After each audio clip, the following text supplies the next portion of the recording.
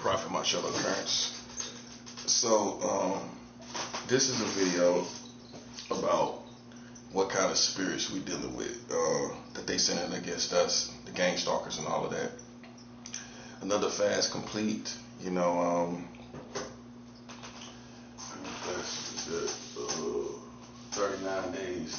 days of fasting complete.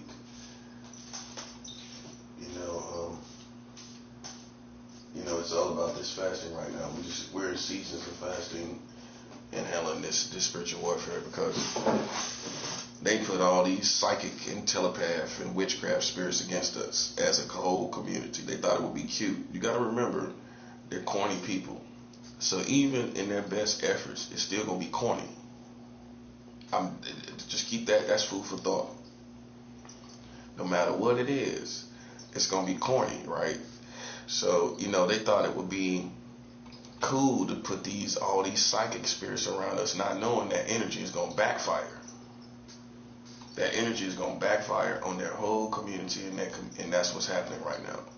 No longer as they put us in these situations where they surrounding us with psychics and witches and warlocks and all that kind of stuff, and they surrounding us, key word, surrounding us with that. As long as they do that, listen, this is going to hell very soon in a handbasket. It's going to hell in a handbasket, what y'all call America. It's going to hell in a handbasket. And that's that. We also make it very clear we don't need Psychic and Friends, the psychic network or the psychic hotline. We don't need no psychics on this side, on God's side. So you got to make sure that you're not communicating on good terms with psychics and telepaths and mediums. We don't need none of that over here. Because they'll think because we're spiritual, they have some right to be here. They'll think that you almost are inviting of their spirit, and we're not inviting of any spirit. They use a psychic power, witchcraft, white witches, that too.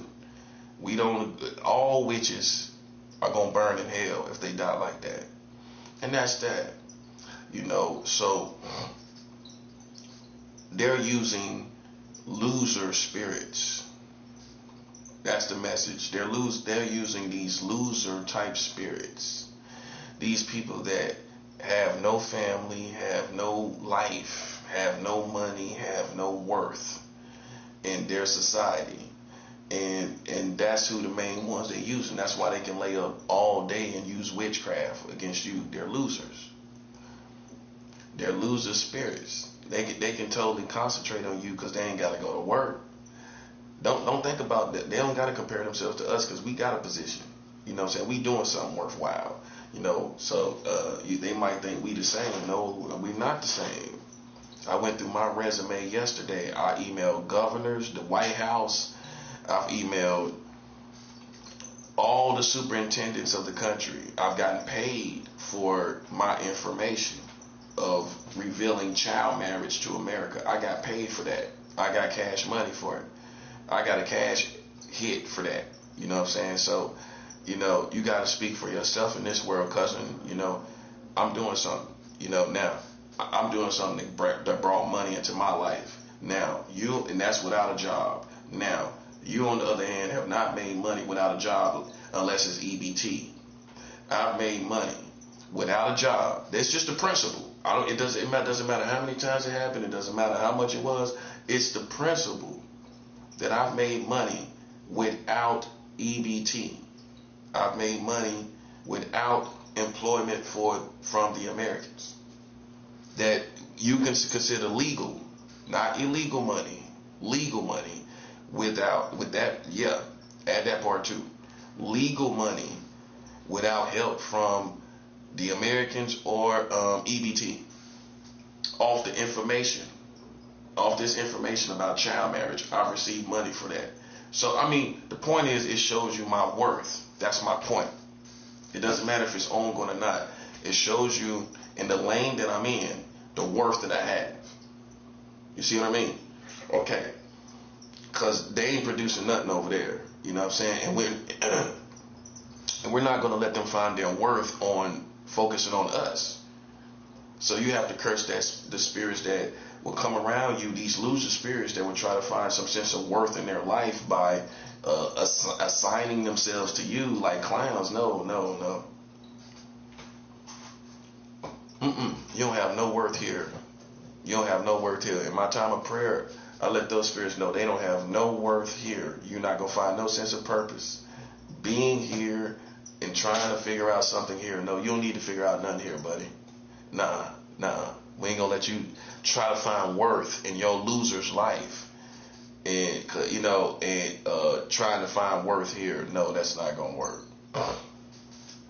So that's how you have to lay it down. You know what I'm saying? That's how you have to lay it down. As soon as you get up in the daytime or in the night, whenever you rise up from sleep, it's good to take a shower, get all that energy off of you, get all that negative energy, all that psychic energy and witchcraft energy off of you. Because they play with you in your sleep, play with your body parts in your sleep, all kind of stuff, play around your body and everything. They're sick people, sexual predators. You know what I'm saying? Just because we are of age don't mean you're not a sex predator. You're still a sex predator because you're preying on people that unwantedly, that have not given you consent. So you're a type of sex predator. Yeah, let the gay community know that if you're hunting people unwantedly, and they don't want you, you're a sex predator, bro. That's all it is to it. If you sitting back fantasizing on people that don't got no love for you sexually, you are a sex predator. Okay, because if you did that to a woman, that's exactly how people look at it. But a man is something else. No, you a sex predator. You preying on people, all in their footsteps, even if you're trying to have sex with them, it's still a wrong spirit. It's a sex predator. You know what I'm saying? That's what it is. You praying for sex. Think about it. That's how I look at it. Okay, these are loser spirits. I figured it out. That's why they can use them. The Americans has used a whole bunch of, if you are a high target, that's the word I use for it. A high target in this war, they're going to use all type of psychological games, and even where you live at, wherever you go, they're going to have these teams of people all in the building where you living at. These loser spirits. They losers. That's why they can sit up and knock on walls and play all kind of games all night long and do all kind of stuff. They're losers. They ain't got to get up and go to work. They ain't got no kids. They ain't got no responsibility. You know what I'm saying? So while they'll try to make it seem like they got some sense of purpose by playing around you, they're losers. That's why they're able to focus on you as they do 24/7, because they're losers, right? So then what we have to begin to do with a loser spirit that the Americans sent against us, we have to curse their health. You know what I'm saying? Because they ain't got no money. They ain't gonna get no money. They got EBT coming in, so the worst could happen is somebody could take the EBT, steal the EBT, but they still gonna have money, food stamps and everything like that to just sit up and use witchcraft against us. So you would think, oh, okay, something could happen to them to get unemployed. They're already unemployed. The EBT is keeping them alive. You know what I'm saying? So with a loser spirit like that, where EBT is keeping them alive, we have to curse their health. Okay? Where they go run into the ambulance or go run into the hospital. We got to start cursing their health. You know what I'm saying? These loser spirits, if you ain't getting nothing else, get that from this video. We got to start cursing their health because they're losers. They ain't got no money. They ain't got no family. So if you try to even curse their bloodlines and family, most of them ain't going to have no family. They ain't got no family. They use loser spirits. Get what I'm telling you. This is what I got up out of my bed thinking this when I got up. They using loser spirits. Okay, people that ain't got nothing to lose.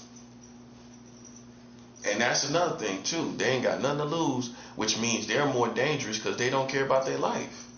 They already losers. Okay, they're already losers. They don't care about their life. So you gotta stay armed and keep weapons on you for a spirit that don't care about his life. They don't care. They might think, oh, we'll try to do what we can because I don't care. I sacrificed my life to hurt this person. That's how they're gonna think. You have to be armed for people like that. And you gotta curse them. And even if you down, if you, let's just say you don't snitch, right? You still gotta pray for these people that's playing games to be thrown in jail. That's the difference between snitching and these witchcraft people, these pathetic witchcraft people, to be thrown in jail, in prison for all different various reasons. You know what I'm saying? That's what you gotta hope for. You gotta hope that they be cast in prison and cast in jail while you're inside the house, while you're out the way. You know, before you start running your errands, you want all them spirits out there to start getting cast in jail, start to get cast in prison. Yes, sir. But we ain't no snitching. We ain't snitching. But at the same time, you know, them type of spirits right there, I think they belong in some type of confined place. Make sense? Yes, sir. Because like I covered before, they ain't the streets. They're not the streets. It's not the streets, you know. So we ain't gonna ever think just because they in this neighborhood or they're even out there affiliated with these people or they riding around, that's not the streets. I know what the streets is. And the streets is principles, you know. So they can be out there, but you ain't part of it. You out there, but you're not part of it, you know. You're the main one out there trying to be in the picture, but you're not, you know, you're not out there. You know what I'm saying? Because of your principles. That's why. You know, if you don't have no principles, you just a person, a ghost floating around, lost out there. You're not connected to nothing. That's why I can get connection to everything, connection to something, connection to every hood I go to because of my principles. My principles are felt. You know what I'm saying? So, you know, if you don't have principles, you ain't gonna get no connection. That's what a lame don't know. The lame ain't gonna connect to no community no matter what you do. The money, you can manipulate with money, women, all that stuff, but you notice you don't really got that connection. The reason why is because you are a person that don't have principles in your soul. See, energy don't lie, right? Also, the containments of your soul don't lie either. If it ain't nothing there, you can't make it. You can't pose in front like it's something there and dance around. And see, that's what a sucker gonna do. A sucker, when he ain't got nothing in his soul, he gonna dance around. And you gonna be confused. And you gonna be paying attention to the dancing. The dancing is handing out money or handing out weed and handing out drugs. He dancing around. But if he stopped dancing, you'll see it's nothing in his soul. It ain't nothing there. Me, I don't do no dancing. I come out, you know what I'm saying? I don't try to put on a show or nothing. But you can pick up the containments of my spirit. It contains something. Energy don't lie. Okay? So that's why I find it funny when they try to read me. You don't know what you're talking about. Listen, if you could read people, you would be able to read the containments of my soul. What's in my soul, right? Listen, ain't nothing but principles. Ain't nothing but principles in my soul, buddy. And that's principles even with children. You know what I'm saying? Trick children. I don't play with children, buddy. I stay pure towards children. That's my principles in my soul, bro. So if you was really a good person that could read people, you already know that about me. You know what I'm saying? So that's why we take points off for all the little loser stuff they even think they can do. Because if they could do it, then they would be able to see us already. They would have already seen what they see now. Why you didn't see it before? I'm the same person. I'm the same person. I haven't changed. I know what happened was I got back to who I am. You know what I'm saying? You seen me out in the streets, and then I got back to my spirituality. I was always a spiritual person. There's so many people that can vouch for that. Way beyond the time that you thought you knew me. You thought you knew me. I can go back way beyond that time and find people way back in a decade, 10 years, 20 years that can vouch for me. Literally, what is 2026? I can go back in 2006 for people that can vouch in 2006, 20 years ago, about my spirituality. Literally, bro. 2006, I was spiritual.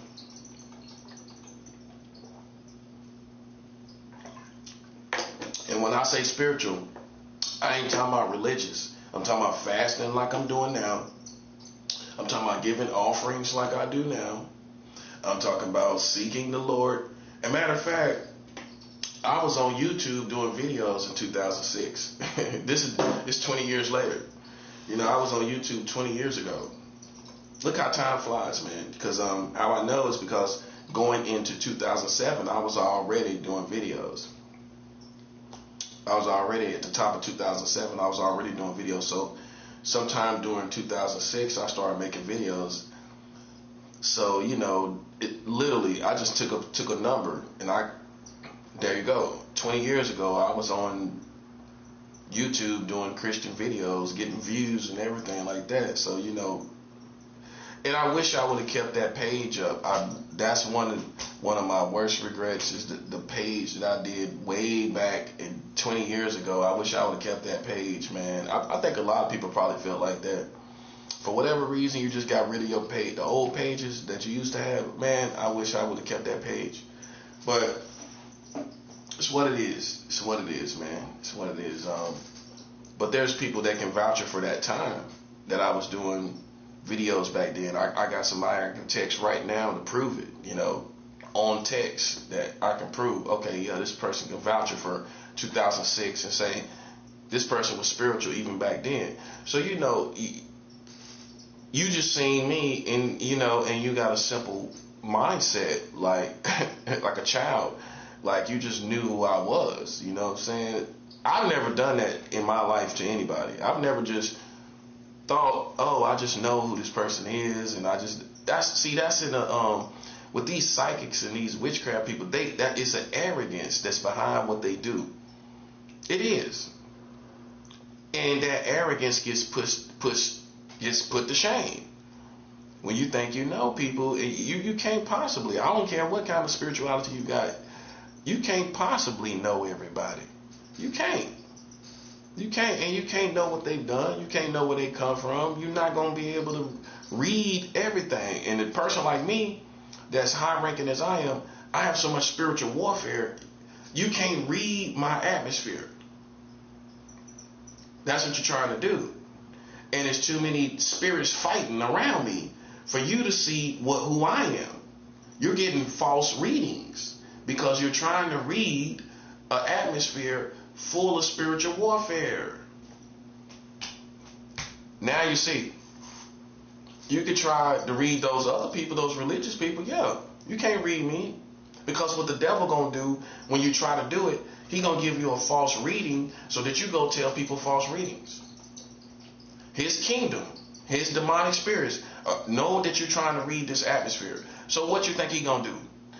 The satanic kingdom is gonna set up spirits to give you false readings, so you can go and tell people false readings. All kind of crazy stuff that's on my mind, and it's not. And we have to sit through that. We know it's not us, right? We know that because they put themselves in a position. This is why we don't respect no psychics at all, because you put yourself in a position to get a false reading. Think about it now. If you do believe, if people believe in demonic spirits, right, and the satanic kingdom, and if you're high rank, you believe in high ranks, right? Okay, so the devil knows who I am. His kingdom knows who I am. He sees that that the dumb Americans put all these psychic weirdos around me. Okay, so what you think Satan gonna do? Satan gonna say, well, I'm gonna send spirits to make lies. They gonna believe all kind of stuff about him. The psychics, the telepaths gonna believe all kinds of crazy stuff.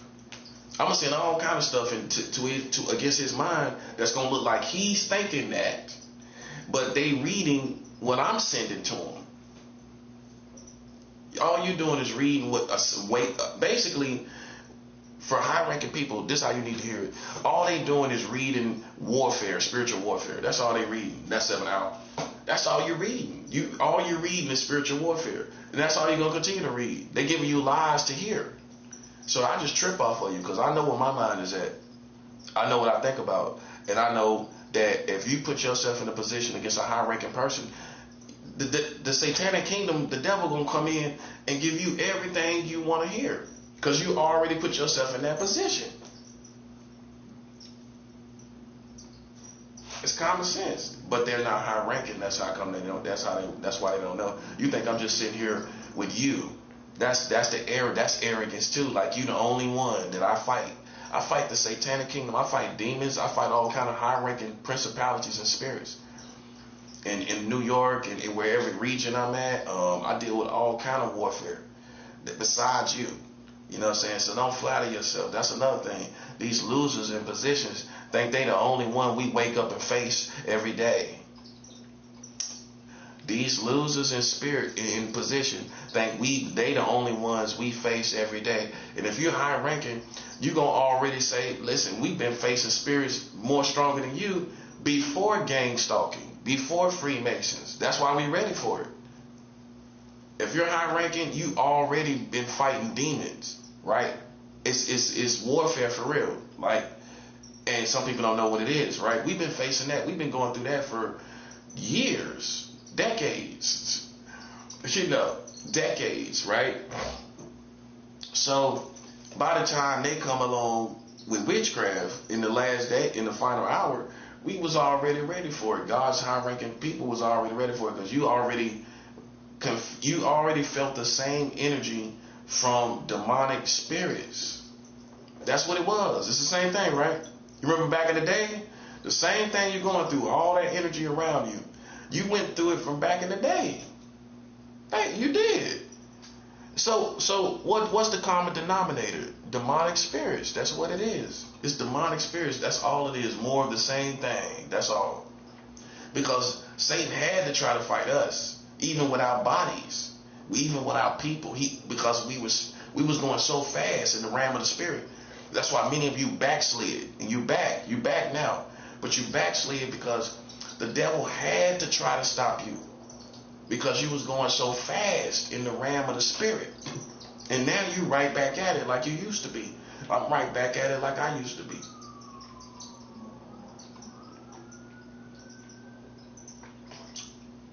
That's what it is. You know what I'm saying? And they just trying to play catch up, and they're amazed. All these telepaths and psychics, they're amazed that there are Christians like us out here. But we don't go to church. Most of you, like me, don't go to church. It's not depressed. It's not you being depressed. It's because they're Americanized.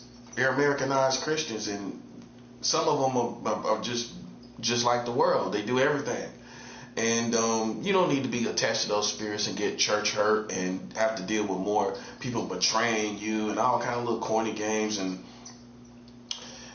you don't need that. So God now sets us aside, and some Christians will think we're in error because we should be at church, because they're going to use the scripture, forsake not the assembling of yourselves together as the manner of such are. But the key words, the assembling of ourselves. If they're not like us, then we wouldn't be assembling with ourselves, right? This is the revelation God gave me. If they're not like us, how are we assembling with how are we forsaking the assembling of ourselves? How? They're not like us. So you're not forsaking the assembling of ourselves. So in the last days, the church in America is less like God, and then therefore you're not forsaking the assembling of ourselves, because it's less like God with every year. The devil is crafty. He gonna go attack that. They got witches and warlocks and Freemasons all in the church. If you don't know the state of the American church, they have infiltrated all in the church. They've infiltrated all in the church. So we can't go to none of these churches. God already know the games they playing. Okay, so then God ain't gonna hold you to that, to go in the middle of devils and just to go to church, to fulfill that scripture, forsake not the assembling of ourselves, right? Okay, if God know they using people at these churches, and even the minister that's working for the feds and working for the Americans, eyes and ears for the feds, trying to see if you are a pedophile, or trying to see if you are racist, or whatever they trying to see about you. You think God gonna let you go to a church that's doing that? You think he gonna hold you to go into these local churches when they try to cover all these churches in your neighborhood? If you're a high-ranking target, they've covered every church. I know that because I know how they move. So it ain't no need for us to act like we supposed to go to church, and then they using all these people against us. They got them in place. If you go there, they gonna be there. I'm telling you. And that's food for thought. If you're a high-ranking target, you know, they're going to be there.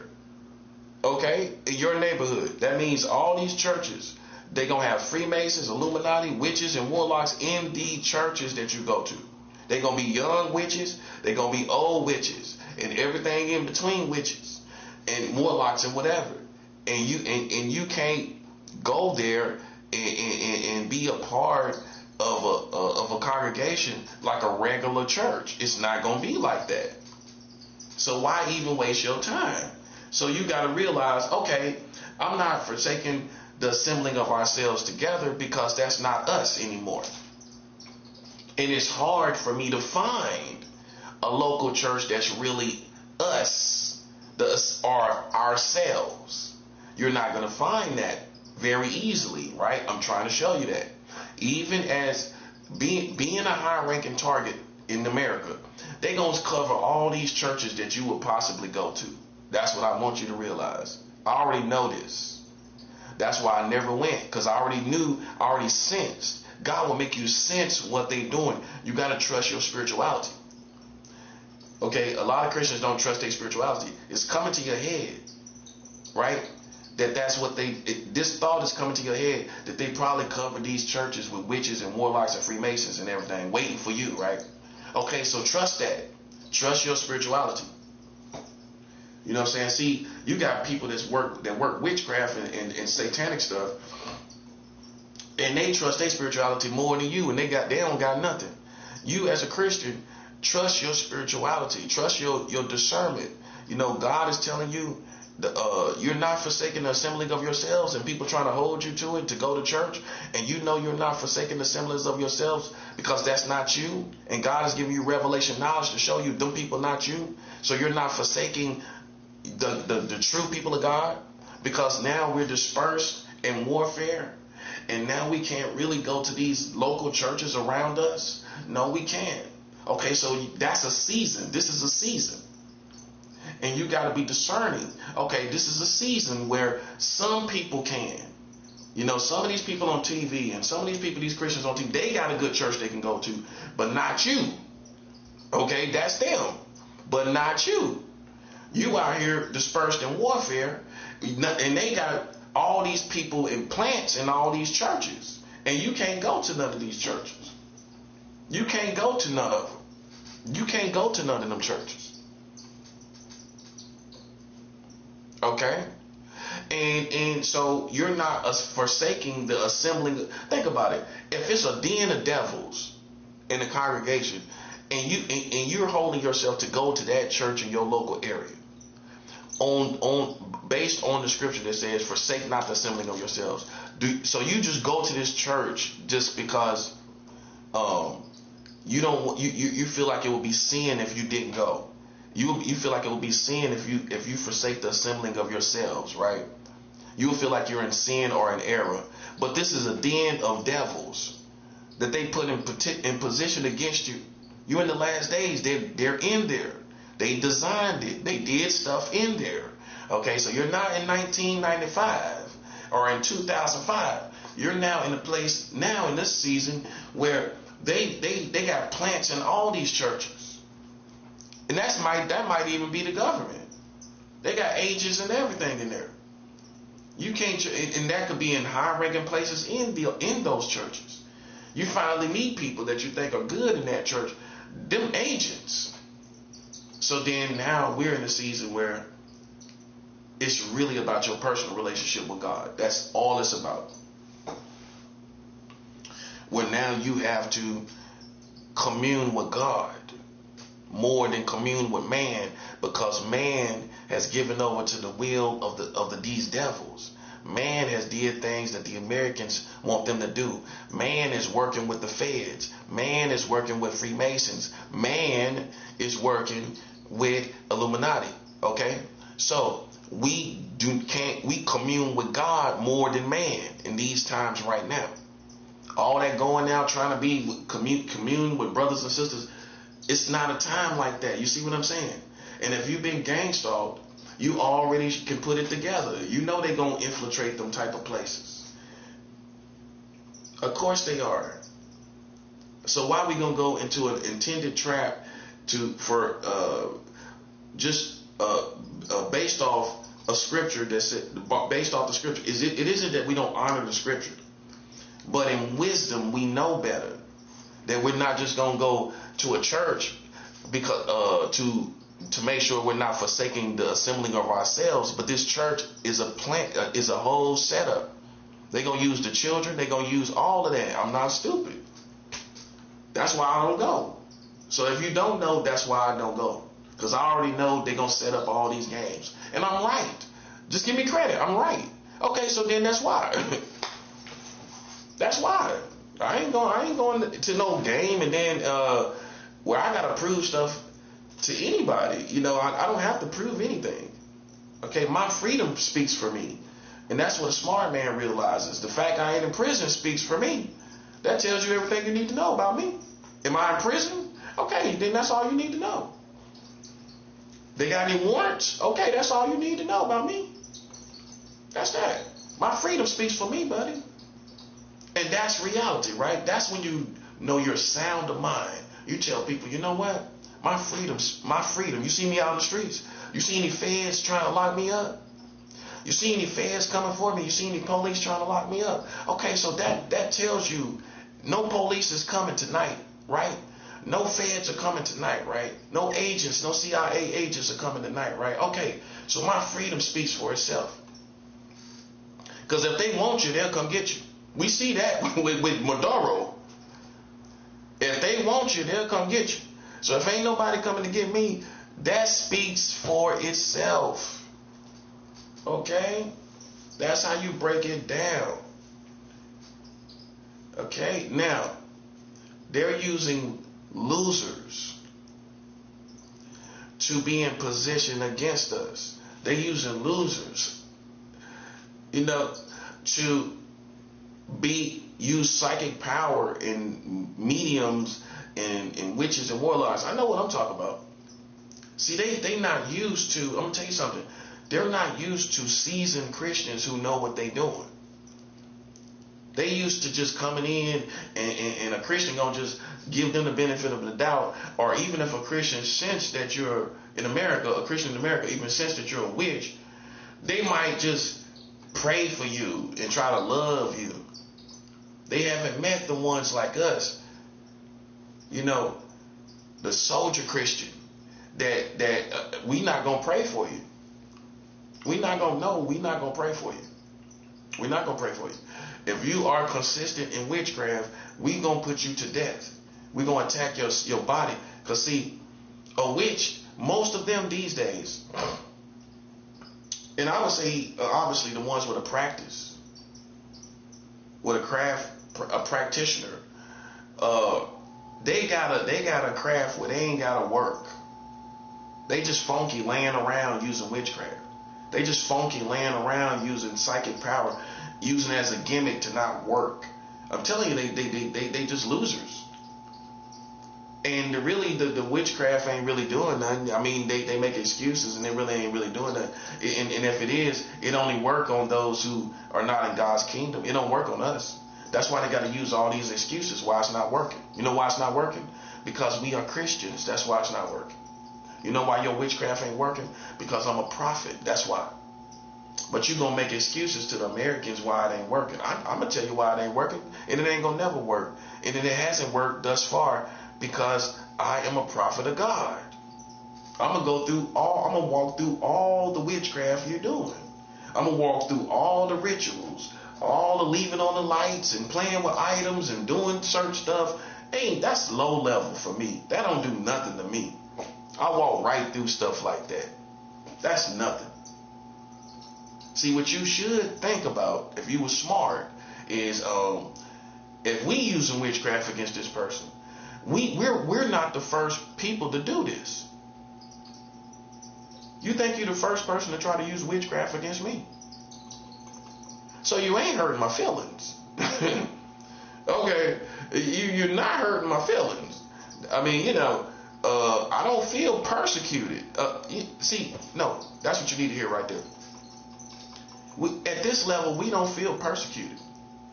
We've been through too much of it. It's not, so we don't look at it as persecution. We look at it as war. And that's the difference between a docile Christian, a civilian Christian that's not really in spiritual warfare. They're going to look at warfare as persecution. It's not persecution. It's a whole war. A war is not persecution. And that's what they're equating this to.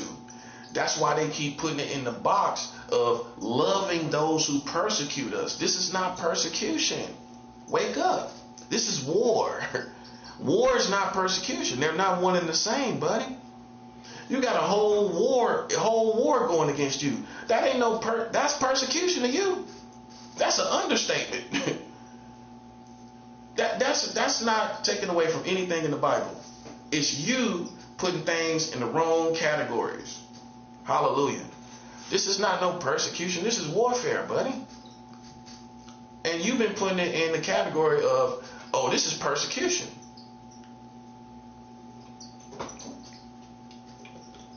You feel like it's persecution now? They got people over here. They got people down there. They got people in your building. They got your next door neighbors. They got the people at the merchants at the grocery store. You feel like that's persecution. They using people at the stores, at the phone store. It's always some game when you go in there. It's always a witchcraft person in there. That's what you think is persecution. That ain't no persecution. That's formations of war. That's people positioning themselves in warfare against you. And that's why the next level is for you to fight back or die. That's why I don't apologize. I'm unapologetic for being in my position. I'm an unapologetic spiritual warfare Christian. And if you think I'm a witch, that's you. Listen, I'm unapologetic about it. I know what's going on. You think it's persecution, and it's not. It is formations of war. That's what it is. Persecution is on a different level. And you can split hairs, but you know I'm right. Now you can be an arrogant Christian and don't understand and know I'm right and still choose to think blindly, and God is gonna hold you responsible for that. You can listen to what I'm saying and you can know I'm right? But you choose to be blind on purpose. You got people like that. It's like almost spiritual bipolar. You know what I'm saying? You know I'm right, but you just still want to do something else. You still want to go the opposite way from what I'm saying. And you know I'm right. This is not no persecution. They using, and see, you don't really want to face it for what it is. They using police. They using these medical institutions. They using ambulances for sound campaigns. They using police sirens for sound campaigns. Those are all psychics and telepaths. They using telepath cops and telepath ambulance operators. Okay, they all are with the enemy. It's a telepath network. It's a psychic network that mind reads. That ain't no persecution. How is that persecution? You tripping? That's not persecution. That's a war. That's why we treating it like it's a war. If it wasn't a war, we wouldn't treat it like that. It's a war, bro.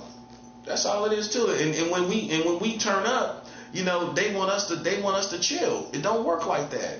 You made all these formations of war against us, and when we fight back, they want us to chill. Are we being unreasonable? Keep in mind, with these war formations, they using children too, ain't they? Yes, they are. They use children against us. Okay, so how is that persecution? And they using children. They using children against you. You ain't realize that? Listen, I'm your brother. I'm your general. I'm a general, right? In this war. I know what I'm talking about. I've been through it too many times. They using children against you, and you don't want to accept it. You know you don't got nobody to talk to about it. They using children against you. Yes, they are. They doing it again. They tried to do it against me. That's why you have to go out in the nighttime and don't even go out in the daytime. The daytime ain't nothing but a show. with these witchcraft people and all of that. You going out there, they gonna use children. If you go out there in the daytime and the afternoon, they gonna use all these children and everything against you. You just have to make a decision that I am no longer part of the day like I used to be. You are a person of the light. That's right. You are children of the day as far as God's kingdom. But if they have turned the day evil against you, then why go out there and try to prove something? See, if you that type of personality that feel like you're going to just go out there and prove stuff, you're not going to be that effective in spiritual warfare. I don't try to prove anything. I stay in. You know what I'm saying? And they can think I'm a coward, and I can prove with my age it ain't no reason for me to be out there anyway. I'm too old. I'm 44 years old. What I'm going to do out there? I'm not 16. So I don't stand on blocks and eat ice cream like a 16-year-old kid. So what would I be doing out there?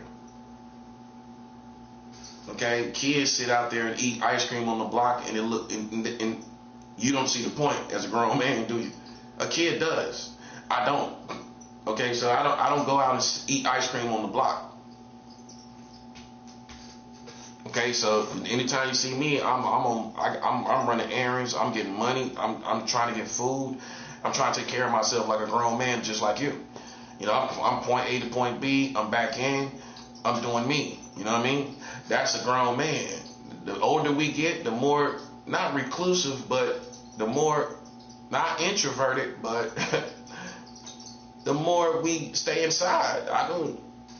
It just makes more sense to me. I don't feel no need to go out there. I really don't. And I'm in New York. I still don't feel no need to go out there. You know what I'm saying? I don't feel no need to go out there. I stay inside and enjoy my space right here. And me, I'm an extreme homebody. I can be in the house for weeks and it don't even bother me at all. See, that's another thing. With all these losers out there that they're using, you gotta get used, and I'm gonna do a whole video about this. You gotta get used to being a homebody. It's gonna get more dangerous out there. It's gonna get more crazy out there. They're gonna be doing more crazy stuff, even besides them. It's more other evil that's out there, real evil, right? So you gotta keep your mind on the real evil through all the illusions of all this stuff that these lames are doing. You gotta still focus on the real evil. See, that's what'll get you. If you keep focusing on these fake people, you forgot about the real evil. I mean, just random, not even planned against you, just random evil. That can get you too. So then you gotta keep an eye on this random evil, and the evil getting the real evil out there, not the fake stuff, not the counterfeit. People on real demon time, right? You got to keep your eye on that and realize, I don't need to go out all the time. You know what I'm saying? Times have changed with as far as the evil, and I got to adjust by not going out all the time. See, some people, you're not homebodies. See, for me and my family, we mastered being homebodies. Mastered that. I've mastered it. You know what I'm saying? I don't have any problem with being in closed quarters, in my own quarters for days and days and weeks. I'm not depressed. I'm not mental or nothing. I've just mastered being a homebody. And especially me being out of town, a lot. I can't just go everywhere. You know what I'm saying? Think about it. So as soon as you come in the city, you can't come running around, walking around everywhere. Right or wrong? Okay, so then I learned to be a person that stays in and just eventually comes slowly but surely go out to the community, in every community. So me being a person that travel a lot, I've learned not to venture out much. You know what I'm saying? And I've gotten used to slowly but surely learning my surroundings, not just trying to do it all in one day and trying to go out there to prove a point and all of that stuff. You know what I'm saying? That's why I avoid problems, while other people don't. They got to venture out all the time. They got to go try to see what's going on all the time. See, especially women, y'all going to have the biggest hang up with trying to go out and do stuff. because it's part of y'all. It's part of sister code or sisterhood that like for women to go out and do stuff. That's true.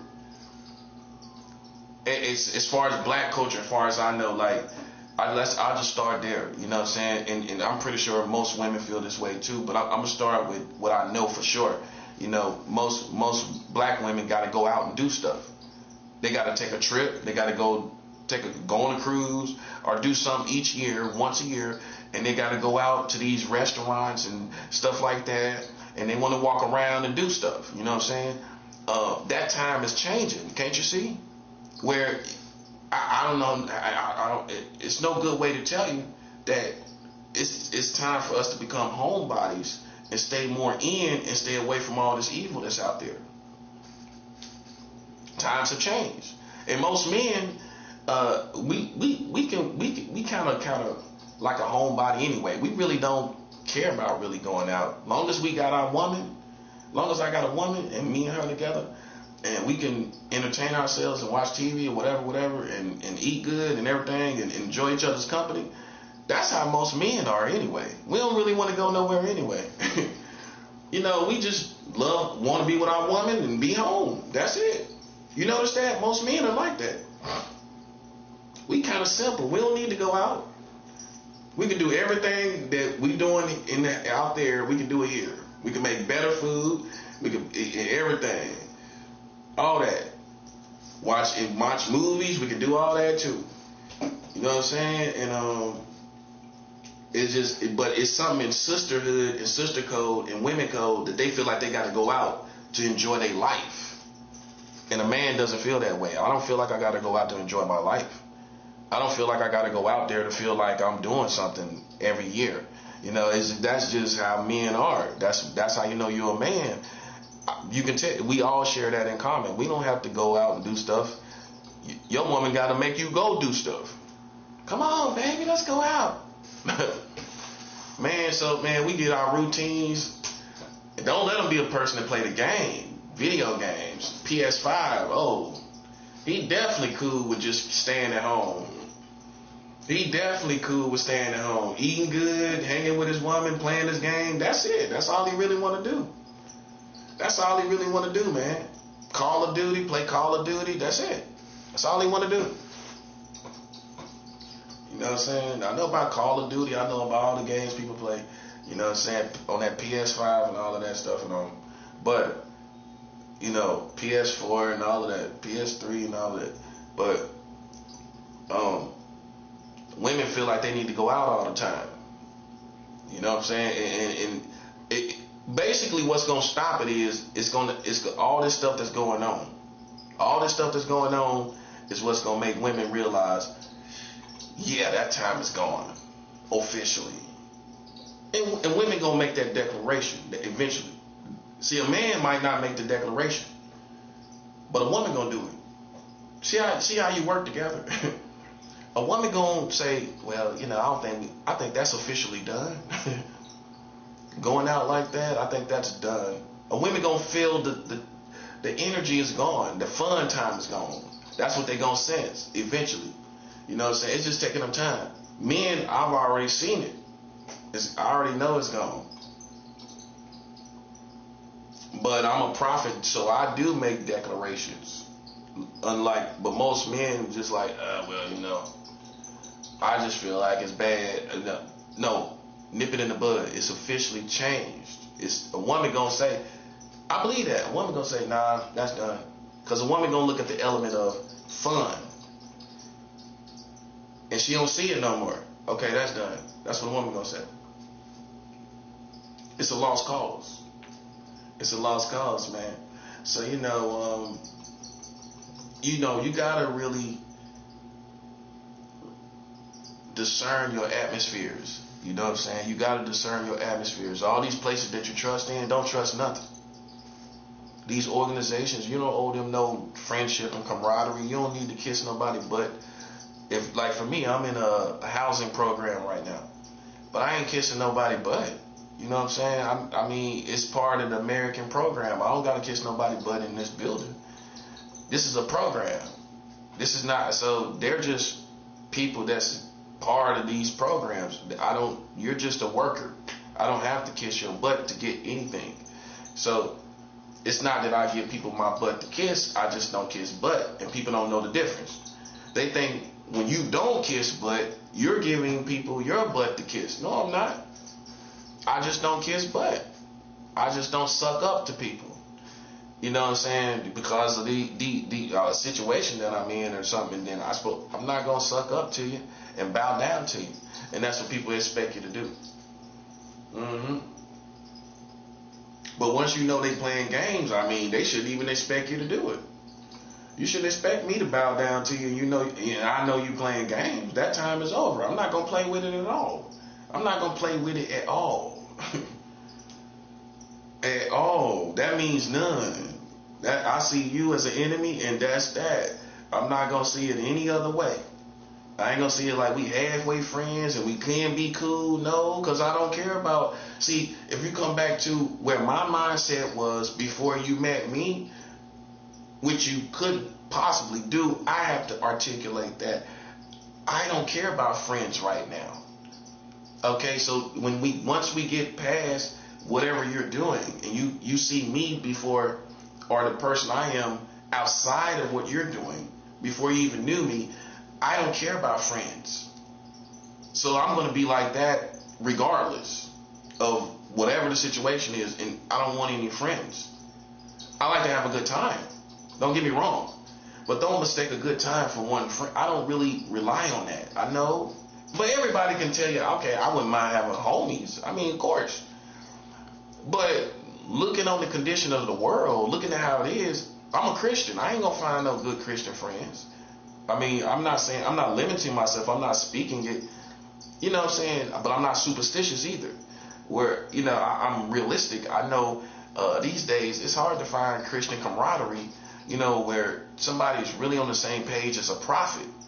Not a Christian where I can just get in with the church and whatever going on, we going to ignore that. No, I can't. I got to get away from that. I can't be a part of it because I'm a high target. See, some of you are high target Christians.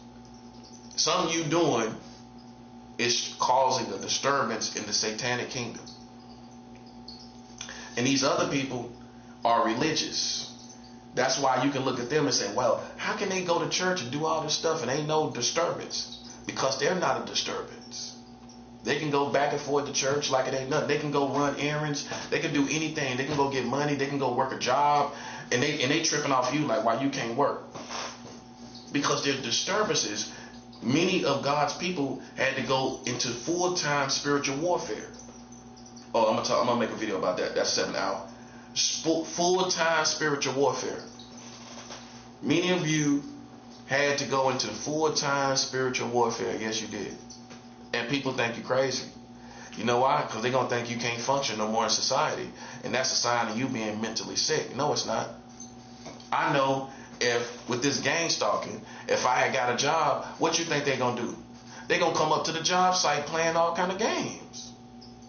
I'm not new to this. If you get a job, what they going to do, if you a high target Christian, they going to target the job site. Okay? Which means they're going to bring kids up there. That's the main thing they're going to be doing. Wake up to it. Just accept it. I don't have any problem with explaining what someone else is doing. It don't make me guilty at all. See, they'll say you got a guilty conscience. They ain't doing nothing to you. You got a guilty conscience. No, I don't. I watched this. That's what black people they gonna use the term guilty conscience. I ain't got no guilty conscience. Guilty conscience about what? I explained everything I've done in my life. I ain't got no guilty conscience about anything. I'm too confident in who I am to have a guilty conscience. That don't even make sense.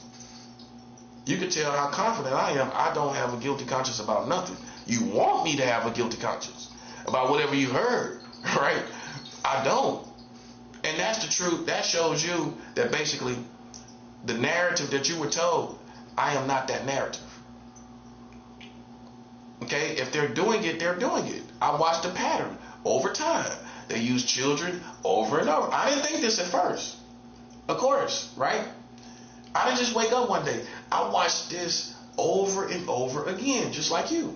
If you're a high target, you watch them use children. Okay, at first you just thinking normal stuff, right? Like it's just normal, right? But then you start to see, your intuition is telling you, nah, that's funny right there. That's funny. Kids just around, let's say you drive a car, kids just standing around your car. Nah, that's funny. That's funny. You go to the bathroom, they standing outside the bathroom in the restaurant. Nah, that's funny. You start seeing these checkpoints where they place children, and you know that can't be normal. That's it. You know it can't be normal. That's how you win. Ain't no way that can be normal, man. It's not normal. That's why look, man, like I said, this is how you settle it. You don't have a problem with admitting what somebody else is doing. See, the devil will play with you like something's wrong with you for thinking like that. It's not even that you're thinking like that. It's not even that you're thinking like that. It's what it is. It's what it is. It's what it is, bro. That's all. It's like, so I come to terms with it. It's not something I'm doing wrong. I'm not doing anything wrong. And I don't have a problem with admitting or acknowledging when someone else is doing something wrong and I'm not. Okay, if they using kids, that don't incriminate me at all. It don't make me nothing. It don't make you nothing to acknowledge that they using kids on purpose. It don't mean you're a pedophile. It don't mean you shouldn't be ashamed to admit what the dirt that they doing and the things that they doing. That's their shame. That's their dirt. They're using all kind of psychological games with children, insinuating children, animals, even animals. They even doing that. Okay, well listen, hey. Listen. That's you, right? That's you. It ain't gonna bother me at all, little buddy. I can acknowledge what you're doing and everything. I promise you, I ain't gonna listen. I ain't gonna lose no sleep, and it ain't gonna bother me at all. That's how you gotta be. If you're not like that, they'll sit up and make you feel like you can't talk about this. And that's how you get boxed in. I acknowledge what they're doing, and that's what it is. That's what it is. They use trigger words too. They trigger on certain things. If you got people in your family or even in society, they might use baby names for their children to trigger you. All that kind of stuff just to trigger you. You know what I'm saying? They name their children even names to trigger you. Or if it's not the people, the gang stalkers will use the names of the children to trigger you of these celebrities. Because remember, the reason why they use celebrities in warfare is because celebrities are repetitious in the media and coming up in the media. So every time that name comes up, they can trigger you. This is why they use celebrities and their children and everything to trigger you, because they know you're gonna see these images of that person over and over, and at any given time they can cause news to flare up to trigger us. I'm telling you, and it might not even be the celebrity's fault. It might be. They might do name their children against us, or certain key words to try to trigger certain high target Christians. But either way it goes, the gang stalkers are gonna trigger on it. You know what I'm saying? Basically. You know what I'm saying? You should get a Southern boy started like that, man. Cause listen, I'm gonna hunt you like you hunt me. I hunt backwards. They don't know about hunting backwards. See, as soon as you think a country person is stupid, you know what I want you to look at? Hunting. Look at hunting. If you think a country boy is stupid, by any stretch of the imagination, all I want you to look at is hunters in the South. All the people that hunt, that's black people too. They get out there and hunt, right? If you stupid, listen, if you don't know what you're doing, you can't hunt. You got to be quiet. You got to understand certain things in the air, in the atmosphere, everything. You got to be able to sense things, right? That, you got to be able to sense things, right? You got to be able to sense the atmosphere, right? Okay, so if you don't understand things right there in the atmosphere, you're not going to be a good hunter. So, so me, I'm a nature boy, so I just became one with the woods. I can find paths in the wood. I'm just one with the woods. I used to go pray in the woods. And so what I do is I hunt backwards. Remind you, I'm a natural soldier boy. I hunt backwards. Hunting backwards is when I let everyone come to me and I hunt them. I don't hunt you on the offense. I hunt you on the defense. I let you come into me, and that's all the enemy. I say, God, see, that's all these people. I ain't have to hunt you. You came to me. I hunt backwards. You see it in the movies, like, okay, for example, hunting backwards to me is like when you see in a movie,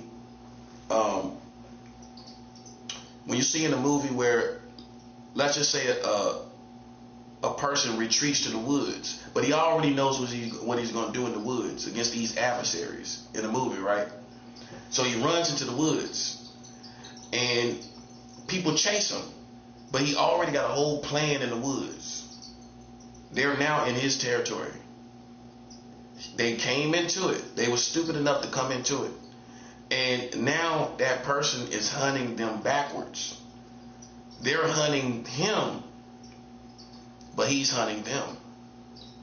Because now that you're on my terrain, in my environment that I've set up, now I'll let you come into me and do whatever you want. And I'm going to be able to estimate you way better.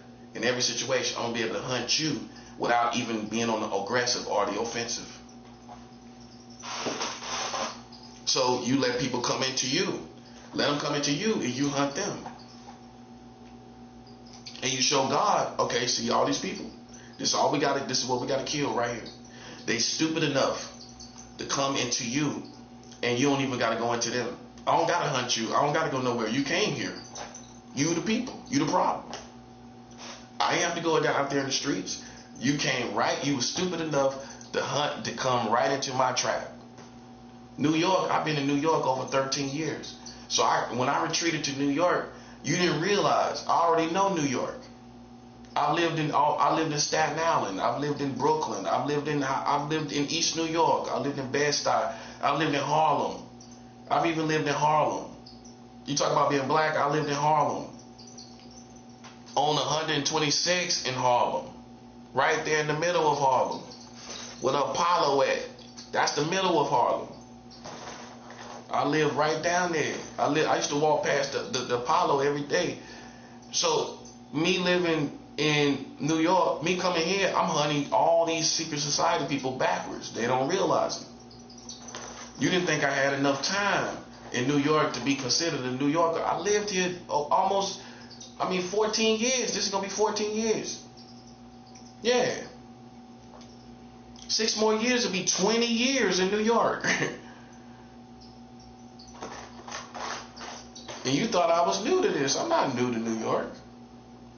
You were stupid enough. I don't see how you could be that stupid to think I was new. How I'm new to New York? Why? Because you a native? I'm new. That don't make me new to New York because you a native New Yorker. That's retarded, ain't it? Oh, well, I'm a native New Yorker, so what? I learned New York. You ain't gonna change that. If I know the atmosphere and I know the community, you being born here ain't gonna change that. Stupidity.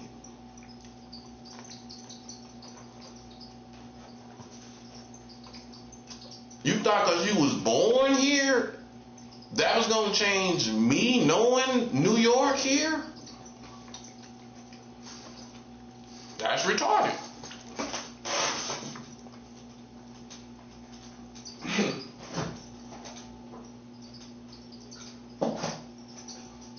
So when I came back to New York, while other people might be scared of it, I'm hunting backwards. I know what you don't realize. I know a lot of people in New York. A lot.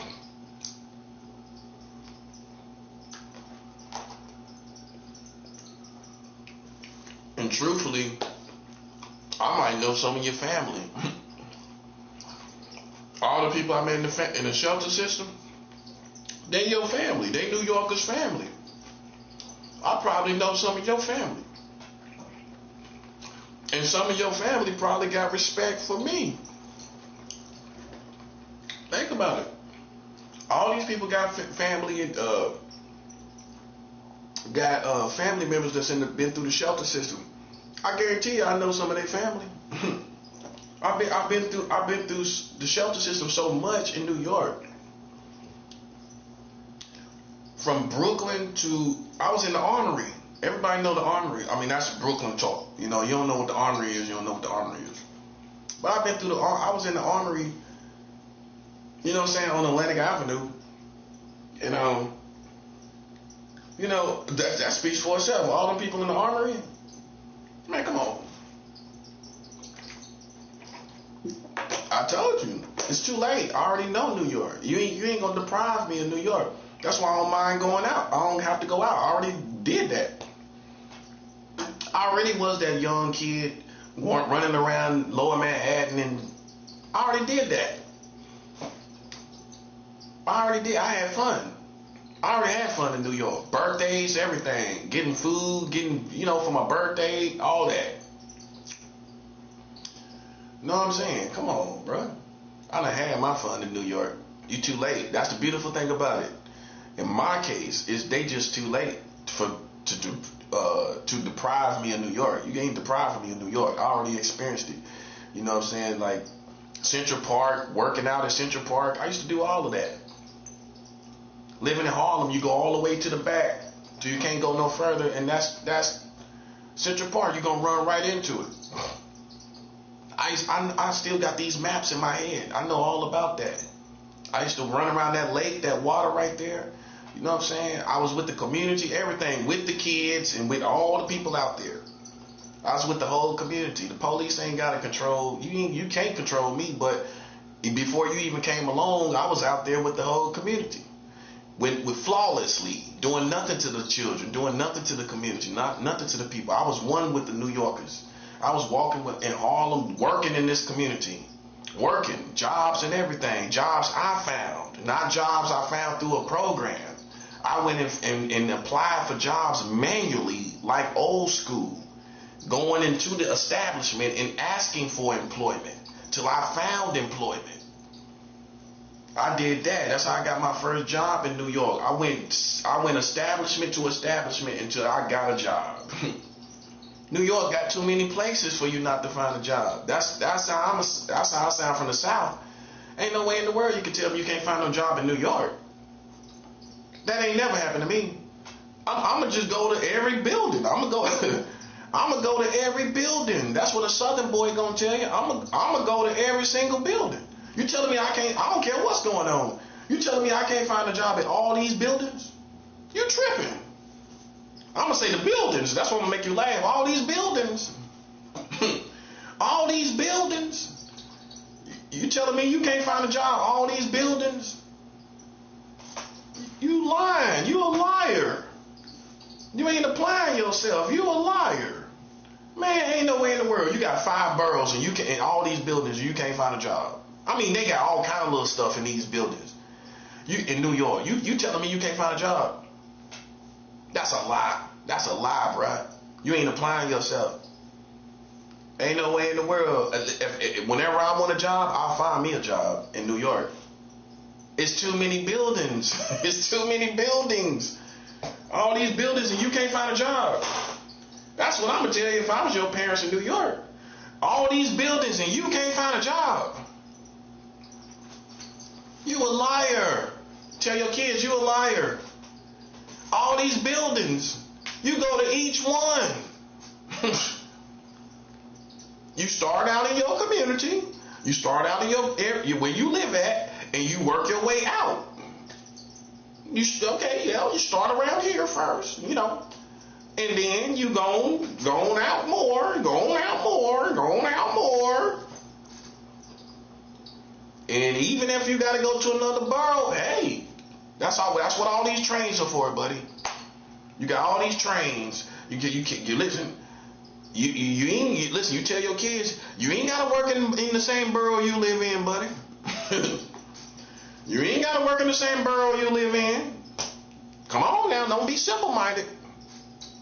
You ain't got to work in the same borough you live in. You can go to work in you can go work in the Bronx. You can go work in Staten Island. Look at that. Look at all these opportunities. Look at all these opportunities. Your kids talking about, well, ain't no jobs in Brooklyn. Yeah, keyword Brooklyn. Oh, well, did you think about Queens? Queens got a lot of jobs over there. Think about Queens. Did you think about Manhattan? All them jobs down there? Oh, you can't find jobs in Manhattan. And your mama gonna say, oh, you can't find jobs in Manhattan. You lying. You not applying yourself. Ain't no way in the world I can't find no job. If I want a job, listen, buddy, I find me a job. I'm not working for specific reasons. And now you take me seriously. Yeah. But when I do want a job, I go old school. This is what I do. This is exactly what I do. I go on the internet, and whatever job I want to find, whatever type of job. For example, janitorial. Okay. Let's say more specifically janitorial at a gym, right? At a workout gym. So I'm gonna find I'm gonna go in New York, and I'm gonna start where I first live at, right? I'm gonna start in the area where I live at, and I'm gonna get all the jobs, all the gyms. I'm gonna find all the numbers. I'm gonna write down all the numbers and the addresses, literally, for each gym. I'm gonna call them. I'm gonna get the numbers first, and then I'll just write the address as I talk to them. I'm gonna call each gym in the area in New York City, buddy. And you telling me it ain't no openings in no gyms in New York? That's a lie. It's gotta be, even now. People working right now. So you telling me if I get all the numbers for these jobs in New York for all gyms, I call each one manually, you telling me they ain't gonna have an opening? I just go old school. I don't even go on no all that work apps and trying to find. Nah. It's already discouraging from the very beginning. Because you know what? If you get a job from one of those work apps where they got, you know how many people applying for that same job? They gonna get the pick of the litter, and you would too. You gonna get the best applicant. And then you gotta wait. They gotta go through all the applications. You might as well go old school and go in manually, where they ain't going through all these applications, and you just going in there manually talking, asking if they got openings. Keywords openings. I don't apply no job, they ain't got no openings. First question I ask, you got any openings? Well, not right now, we don't. Okay, no application for me, buddy. Why waste my time? I mean, in desperation, I might go back and put in one, but I'm at first I'm going with all openings. All openings. I ain't applying to no job. I go in there. You don't go in there and say, oh, let me just get an application and just put it in. You know how many kids do that? Teach your kids how to go get a job. Ask about an opening first. Do y'all have, can I talk to the manager? Do y'all got any openings in janitorial for a gym position? Right, actually we do. Second shift. Oh, really? Okay. Well, we got an opening for second shift right now. Okay. Can I fill out an application? Okay. Yeah. You got any experience? Yeah. I worked at gyms before. Yeah. Okay. Yeah. Okay. That's what's up. Put in the application. Boom. You get the job. Second shift. Okay. That's how you gotta do it. That's how you gotta do it, bro. You know what I'm saying? And you go to every job. You go to every establishment. A different city would be different. New York, ain't no way in the world I ain't gonna find no job in New York. All these places. That's how country boy gonna say. All these places. See, a New Yorker lose track of all these buildings. It become a blur, You just kind of, it's become a blur. I never lose track of all these buildings. Me being from the South, man, all these buildings, ain't no way in the world. And then, you just go downtown in Lower Manhattan, it's just all kind of little stuff down there. Everything. Just little, all kind of little worlds of different stuff. You telling me you can't find no jobs down there? With this just this random job. You go around the turn kind of around the corner. Oh, there's a random store over there. It's a random building over here. Oh, let me go to this random building and see if they apply. If they got any opening. You find out they do. When I first got my first job, nobody helped me. I walked from Harlem to Lower Manhattan, and I went into every single building like a country boy. I went to every establishment until I found me a job, man. I did it myself. I can tell you my first job in New York, the shelter didn't help me. Nobody helped me. No caseworker, nothing. No leads for no caseworkers, no. I went old school and went like a country boy. I went from establishment to establishment until I got me a job, buddy. So, see, you didn't know my work ethic. Don't get me started. I started working when I was 15. Half of y'all know you ain't work when you was 15. I got my first job making money, getting checks when I was 15. 15 years old. Not 50. I'm not there yet. The 5 is for 15. I was 15. I got my first job getting checks and everything. Cashing checks at 15 years old working. Had to. I was a bagger. You could hide a little bit, but you can't hide all the time. Shoot, man, I had to bag them groceries. You know, you can't get away from that. That manager gonna be looking, what a bagger at? What a bagger? Where's the bagger?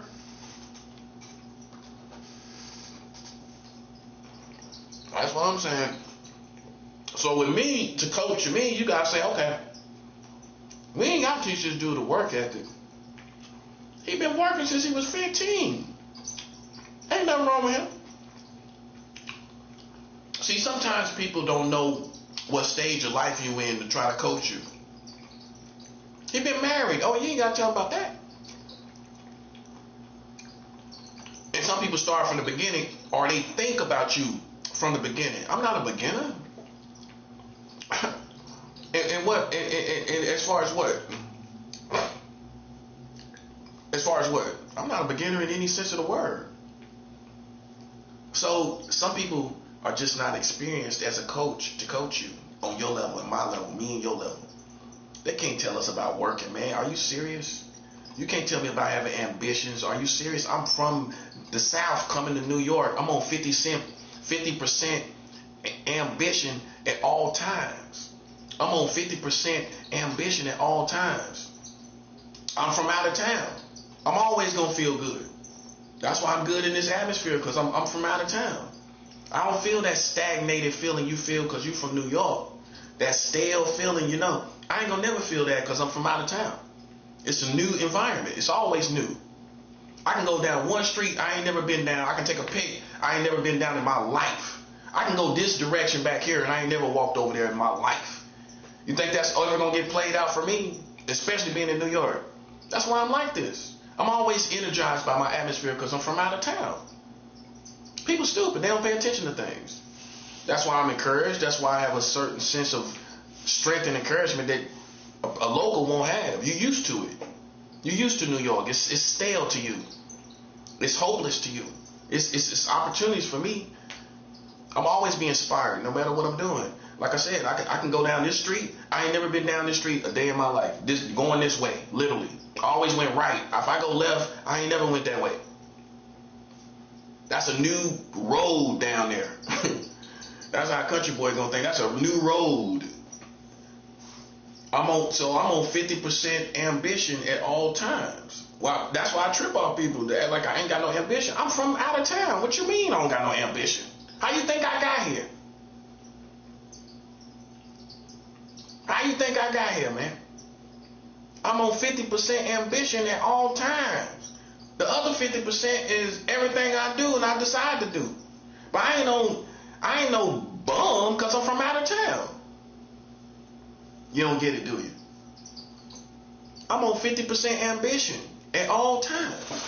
Now, whatever I decide to do besides that 50 cent, I'm going to still be respected and saluted for being from out of town and coming up to New York. It's all in how you present yourself. Now, if you present yourself as somebody that's just, You ain't got nothing to say. You ain't done. You just came up here to bus trip. That ain't you. That ain't me. I ain't just taking no bus trip up here and I'm just flopped down. I done worked up here. I done lived in New York. Right now, I'm in spiritual war, and everybody know that. Everybody know that. So it ain't even like I'm crazy. It's not. So I'm not, right? Okay. So it's a real war going on, right? Right. Okay. So they playing with my credibility, right? Right.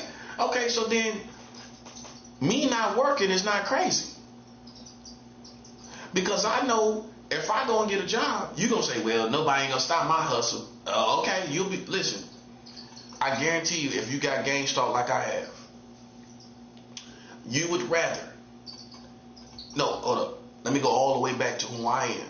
If you were a spiritual person, a prophet, and you knew you could get something done, if you got into your spiritual warfare, right? I ain't talking about a religious person and ain't doing nothing. You know what I'm saying? I fast. I seek the Lord. I do things, spiritual things, right? Now, I ain't talking about a religious person just laying up here, right? Okay. If you could get something done, and you know you could get something done, and you know that you could dedicate yourself to full spiritual warfare, and you can change this situation, you don't think you're gonna do that? You wouldn't do that? Of course you're gonna do it. I knew I could do this. I say humbly, in my position. And now I'm done popped. It's there. You know what I'm saying? We done broke through. And now now they're desperate. Now they're in a bad situation. All I had to do was not fall into the mindset of what a man should do. I ignored that. I ignored what people think I should do as a man, because I know I was in a situation they wouldn't even believe. It ain't no need to tell some of these people, because they ain't gonna believe it. But you done seen enough of it to know it's true. Okay, so then ain't no need to try to reason as they were reasoning, because their reasoning is without this reality of this information that you being gang stalked, and they playing with your credibility. Some people ain't gonna never come into the matrix, right? And see the matrix for what it is. Okay, so then you gotta ignore what they telling you should do and what they would do. Because I know, and I knew, I would be more effective doing what I'm doing right now. Fasting, seeking the Lord. Now see, if you're religious, God knew I wasn't religious. God knew I would get in here and be fasting and fasting and fasting. Now he might send you to work, because you're not going to be effective here. You will be more stronger out there, to where you can get offerings and give offerings and sow seed. Me, I'm more effective in fasting. You don't fast. So why would God leave you in the room and that's his will for you? See, you think I'm out the will of God, don't you? I'm not out the will of God, because God know what I would do in these situations. I'm working. Oh yeah, I'm working, buddy. You didn't realize it. I am working. Fasting is work. Oh, ask anybody who fasts. Oh yeah, buddy, that's work. It's work. They ain't think that they were sleeping on what I was doing. Now they paying attention to everything I'm doing now. You know, It's too late. I've been consistent for 3 years. The past 3 years, I've been consistent in spiritual warfare. All the games got put aside by 2023. 2023 was our first good year. It was just offering after offering after offering, fast after fast after fast, offering, fasting. They weren't paying attention to nothing. And boom, the war in the Middle East started, and that was the end. We broke through at the end of the year. October 7th was the breakthrough. They got desperate. They started attacking my life and everything after that, because they realized the world was changing. But it was too late. The damage was done. The next year, it was the same thing. Offering. I got more strategic with it. I started giving to certain churches all across the country. Chicago, I was giving offers to Chicago. Everything. They ain't telling you that, because they don't want you to get fearful. They don't want you to be scared. They're not going to tell you everything. They ain't going to brief you as a real general will brief you and tell you all the details of your enemy. I've been giving offerings to Chicago, New Orleans. I've been working down in New Orleans, Chicago, of course, LA, Los Angeles. Of course, for me, because I always stay relevant with California. Florida, I've been working with Florida, South Carolina, Memphis, okay, St. Louis. St. Louis was the murder capital. I've been working with St. Louis. This year, Mississippi. Jackson, Mississippi was the murder capital. Been working with Jackson. Texas, even Texas, down in Texas at the top of 2023. I was working with Texas. Yeah, so I've been that was 2004, 2024. You know, I was working all around the country, and then last year I went international, started working with Egypt. I sent money to Egypt, England, Germany, Poland. You know what I'm saying? Poland and Germany, that's a whole nother lane. Especially for a black man, Poland and Germany. I mean, we know of it, you know, you go around it a little bit, but that's about it. Like that kind of, you know. But I was working with Germany, Poland, all parts of last year. I was hitting them with the combo. Poland, Germany, Poland, South America. Once I hit South America, that was it. I took off on them. Boom. It was over. It was absolutely over. You know what I'm saying? That's when they start feeling the vibe. You know what I'm saying? Start feeling the vibe. You know what I mean? After South America, they got scared. They got spooked. Latinos didn't want no part of it over there in Queens. Once they realized I was working with South America, they kind of fell back. And that's when the storm came. The storm came right after that. They was kind of cool with working with Jamaica. They were still trying to put pressure on me.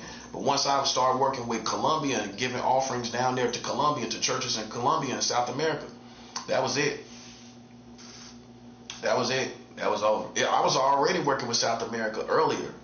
You know, in Charlotte, when I was in North Carolina, I was at the top of the year, I was already working with South America anyway before I came back to New York. So it wasn't new. The continent, you know, South America per se, it wasn't new for me putting money down there. It wasn't new. I started early, you could say 2 years ago. Well, a year ago. You could say a year ago. Top of the year, I had already started working with like South America and all of that. So it's been a year. You know what I'm saying? And you can see the difference. See, what I realized, listen to this very closely, as a Christian, you need to start giving offerings outside the country. Specifically. I mean, and you let God lead you. Let God lead you and start giving to offerings outside the country. You might not supposed to give to South America. It might be somewhere else. But whatever it is, but pray about it and ask God to show you. Because outside the country is it's a different kind of, it's gonna be a different the spirituality that you're gonna be giving to the work of God you're gonna be giving to is gonna be untainted with this biasness towards America that you're gonna find in these churches in America. These people still got American flags in their churches. I don't deal with no country, no church that got an American flag in their church. And they fighting us. They fighting Christians. And you think I'm gonna support a church that got an American flag in their church? That's not gonna work, buddy. For me, that's not gonna work. That's how strict I am now. Yeah. So then, you know, when you give into a work where people are praying for America and America's against you. See, I did that the year before.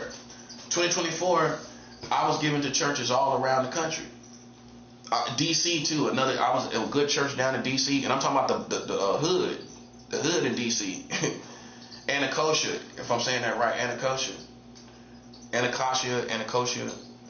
You know what I'm saying? Everybody know that hood. That's the hardest, one of the hardest hoods. I had a nice church down there that I still give to often. You know what I'm saying? Because they good people. DC got good people. You know what I'm saying? So I work with DC. You know what I'm saying? And I stay relevant with the ones after the year passed. The churches that really was 100. You know what I'm saying? And reached back out. Them the churches I stay relevant with. You know, I got a ministry that I deal with out in California too, in East LA with the Mexicans out there, and they really show love to me during the year just as a person. They wish me happy Father's Day, all that kind of thing, man. You know, just out the blue, you know.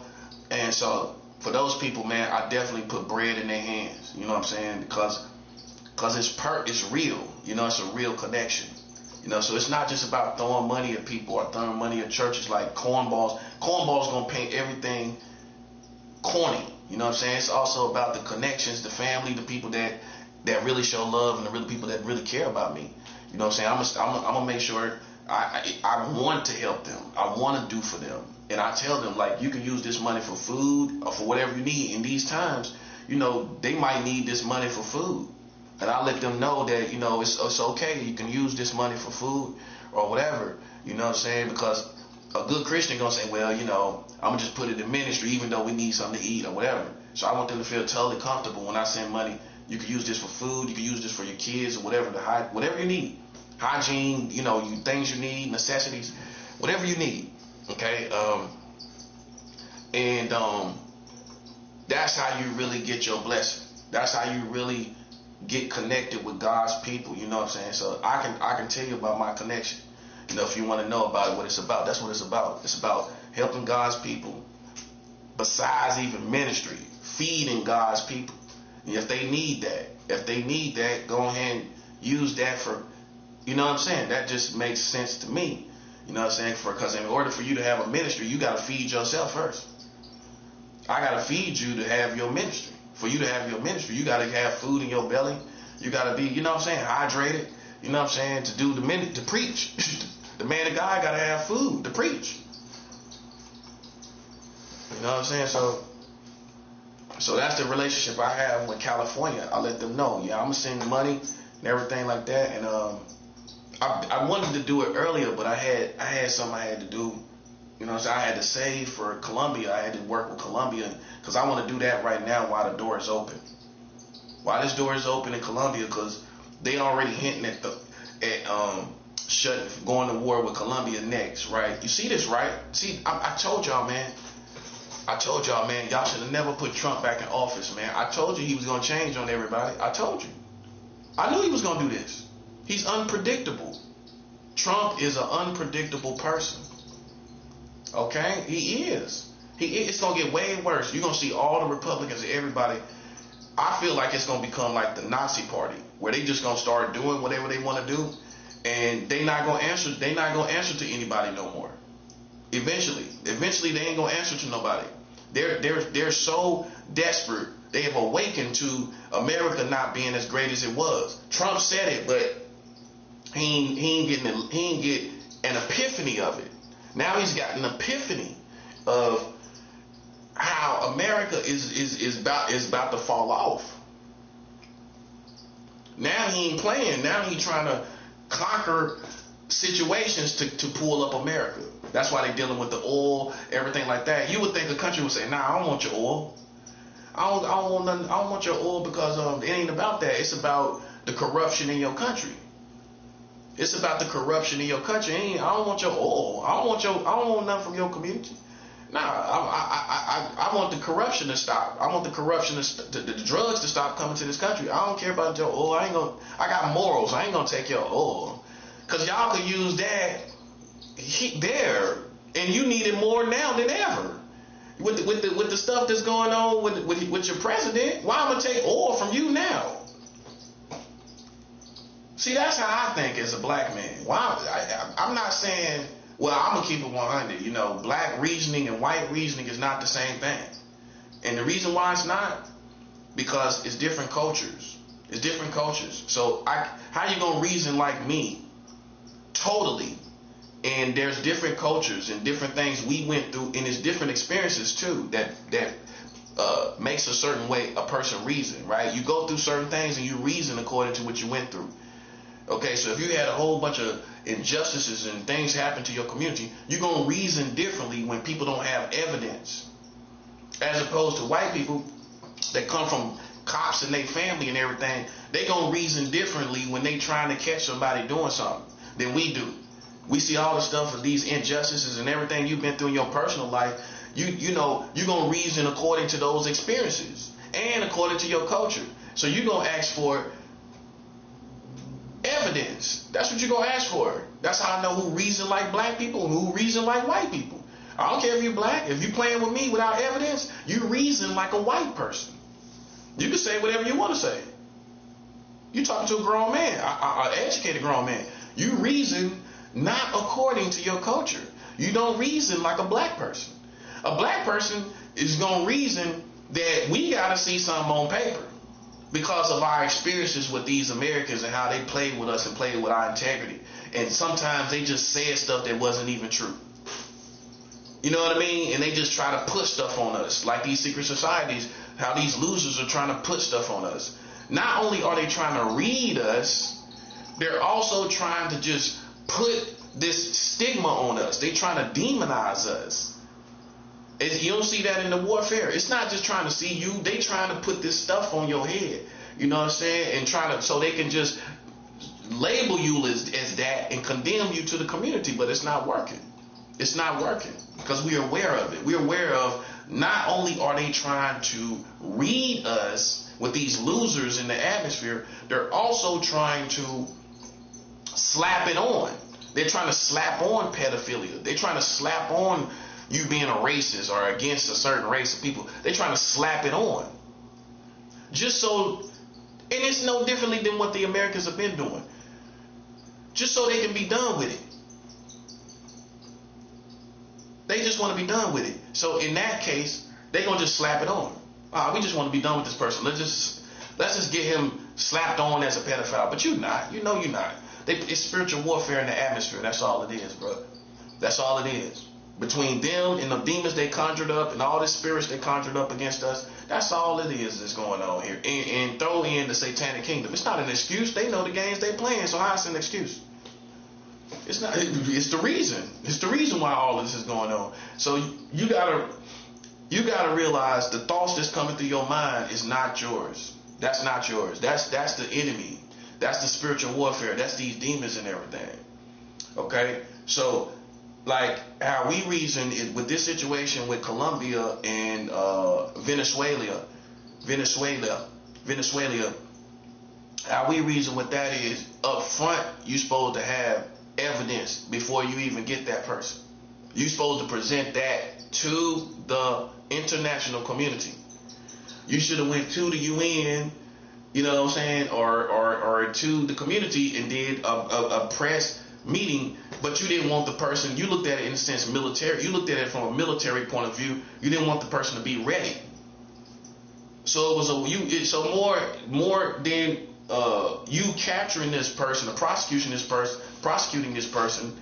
Your whole formation was not as police, it was as military. Which means you didn't tell everybody what was going on and you just wanted to go take this person. And that's what you did with the military. They just went to war with these people. That's not the same thing. It's like trying to bring in a war. It's like causing a war to make this person go to jail. You have to act as the police. That's 7 hours. You have to act as the police. You can't say police/military. No. You see what I'm saying? You gotta go. You got in a case like this. You can't. This ain't a war. This is a prosecution. You took them to jail, right? Okay, so with taking them to jail, you got to present obviously evidence coming up March 17th, right? Okay, so what that evidence gonna be? That should have been presented. See what I'm saying? You got to start that and end that as police or authorities, the feds. You can't go into a country and do a military operation that's an act of war right there. That's not prosecuting somebody in court. You put an operation in there. You put a military operation in there. That's like me being at home, and it's still overkill, even if it's a leader. That's like doing a military operation on me to make me go to court. Like, really? Well, why you ain't just get a warrant? Why did you do a military operation to put me in jail? Now you see what I'm saying? You use two different formats and people couldn't see it. It's a Jedi mind trick. That's how bad, and here's the punchline. That's how bad you wanted him in jail. That's good right there. That's 7 out. You wanted him in jail so bad, you did a military operation. Boy, that's it. Woo! You did a military operation because you wanted him in jail that bad. You wanted to make sure it happened. See, that's white man reason, a white American reasoning, man. That's what I'm trying to. A black man would have never did that. A black man ain't gonna use no military operation. A military operation to put you in jail. To put you in jail. Imagine if that happened to you. Remind you, they ain't got no warrants. They ain't got no warrants. They ain't got no warrants now. No, they ain't got no warrants. They gonna do a military operation. Let's just say you live with your mom, right? They got a military operation. That's overkill, right? It's overkill. It's overkill too. They got this military operation when you could have just done it the right way, like the police and authorities. You know, this is an authority police situation. This ain't a military operation. Well, how? What's the objective? Oh, just to capture this person? But without a warrant. You see how you still got to come back to the courts? You still got to come back to the courts. What they basically did was they did a military operation to put him in jail, to send him through the courts. You got to start from the beginning with getting the approval from Congress. That's how people put it. You got to get the approval from Congress to cover your butt that this was a joint effort. That's what I'm gonna do. Yeah, this is a joint effort. I went to Congress. Okay, they solidified that. They authenticated that. Right? Okay, boom. Right. Now, the next thing, we're gonna take the next step, whatever them next steps is, to get enough evidence to the community. The world stage. We're gonna let everybody know this is what we have. We're gonna have a press meeting. We're gonna give all the information on why this person is in here. Why are we going after this person? This is before we get them. We're gonna present all the information of what we believe, and we're gonna show receipts. People going in these facilities. We want pictures of these facilities. Yeah. This 2026. We want pictures of the facilities, all of that. Yes, sir. We want smoking guns. We want smoking gun evidence. We want big old charts of these pictures of these facilities you talk about. We want all of that. We want you to show us little videos of them operating and doing all the traffic of these facilities. That would have been the best thing to do. That would have been the best thing to do. You should have showed us all the traffic of these facilities. Okay, we see this traffic or whatever. The truth is, man, you should have busted some of them people down there first. They just went straight after that. They should have busted a lot of people before that, and then it would have made sense. Okay, you see all of this? You see all of that? See all these people from Venezuela? You know what I'm saying? Okay, this is why we going in.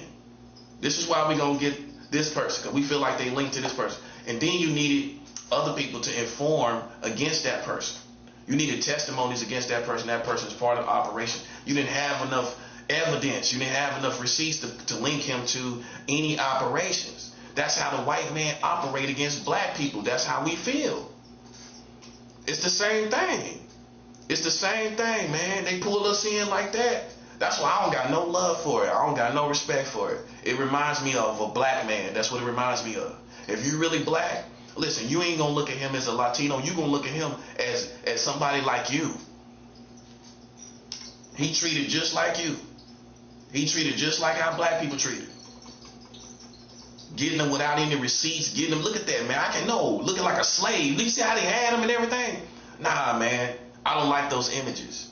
It reminds me of the ancestors. How they just pulling them in like a slave and all of that, man.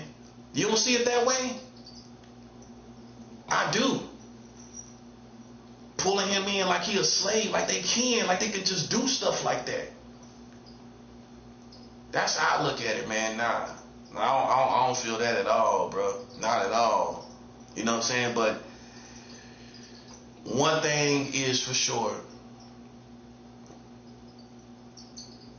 We have to defeat these Americans, right? By spiritual means. We're doing it by spiritual means. Okay? And in order to do that, unfortunately, man, they got to do a lot of stuff for the whole world to turn against them. So how we got to look at this is part of the process of the world turning on America. This is what we're going to get out of it. What we're going to get out of it is America, the world turning on America. Finally, man. Finally, people are seeing these people for who they are. Look at it like that. Finally, man. Finally, people going to start looking at it like we look at it. You know what I'm saying? Everybody's starting to look at it like that. And it's something that's going to come out of it. Don't think nothing ain't going to come out of it. Oh, yeah. Something going to come out of it. Oh, yeah. Something going to come out of this. All these people seeing what these Americans doing, yeah, something gonna come out of it. You'll see. Something good gonna come out of it. For us it is. Because what I believe is all the intelligence they used to rely on from the global community. They're not gonna get it no more. People ain't gonna look out for them no more. As far as terrorism, see, they're going to have to kiss up to everybody. Get ready for that. Get ready for kissing up back to everybody. Because they need the world community to watch out for them. They can't do it. America can't do it on their own. They have to have intelligence from different countries to watch out for them as far as these terrorists. If you notice, a lot of times they catch these terrorists, other countries gave them intelligence. Other countries told them about this. Other countries told them about that. Now they ain't gonna have that no more. They ain't gonna have it no more. You'll see. They ain't gonna have it. And that's gonna be basically the end. Because something gonna come through that's gonna destroy this country. That's what's gonna happen. You see how it's gonna happen? Something gonna come through. It's gonna be allowed. Everybody's gonna let it happen. See, in arrogance, they act like they've done it on their own this whole time. But if you're smart, you realize, okay, you relied a lot on intelligence from different countries to stay afloat. If it wasn't from that, you would have been defeated by these terrorists a long time ago. You would have been defeated by just people plotting on you in general. Now people finna start turning the other way. People gonna start turning the other way. Watch, you see. They gonna start turning the other way.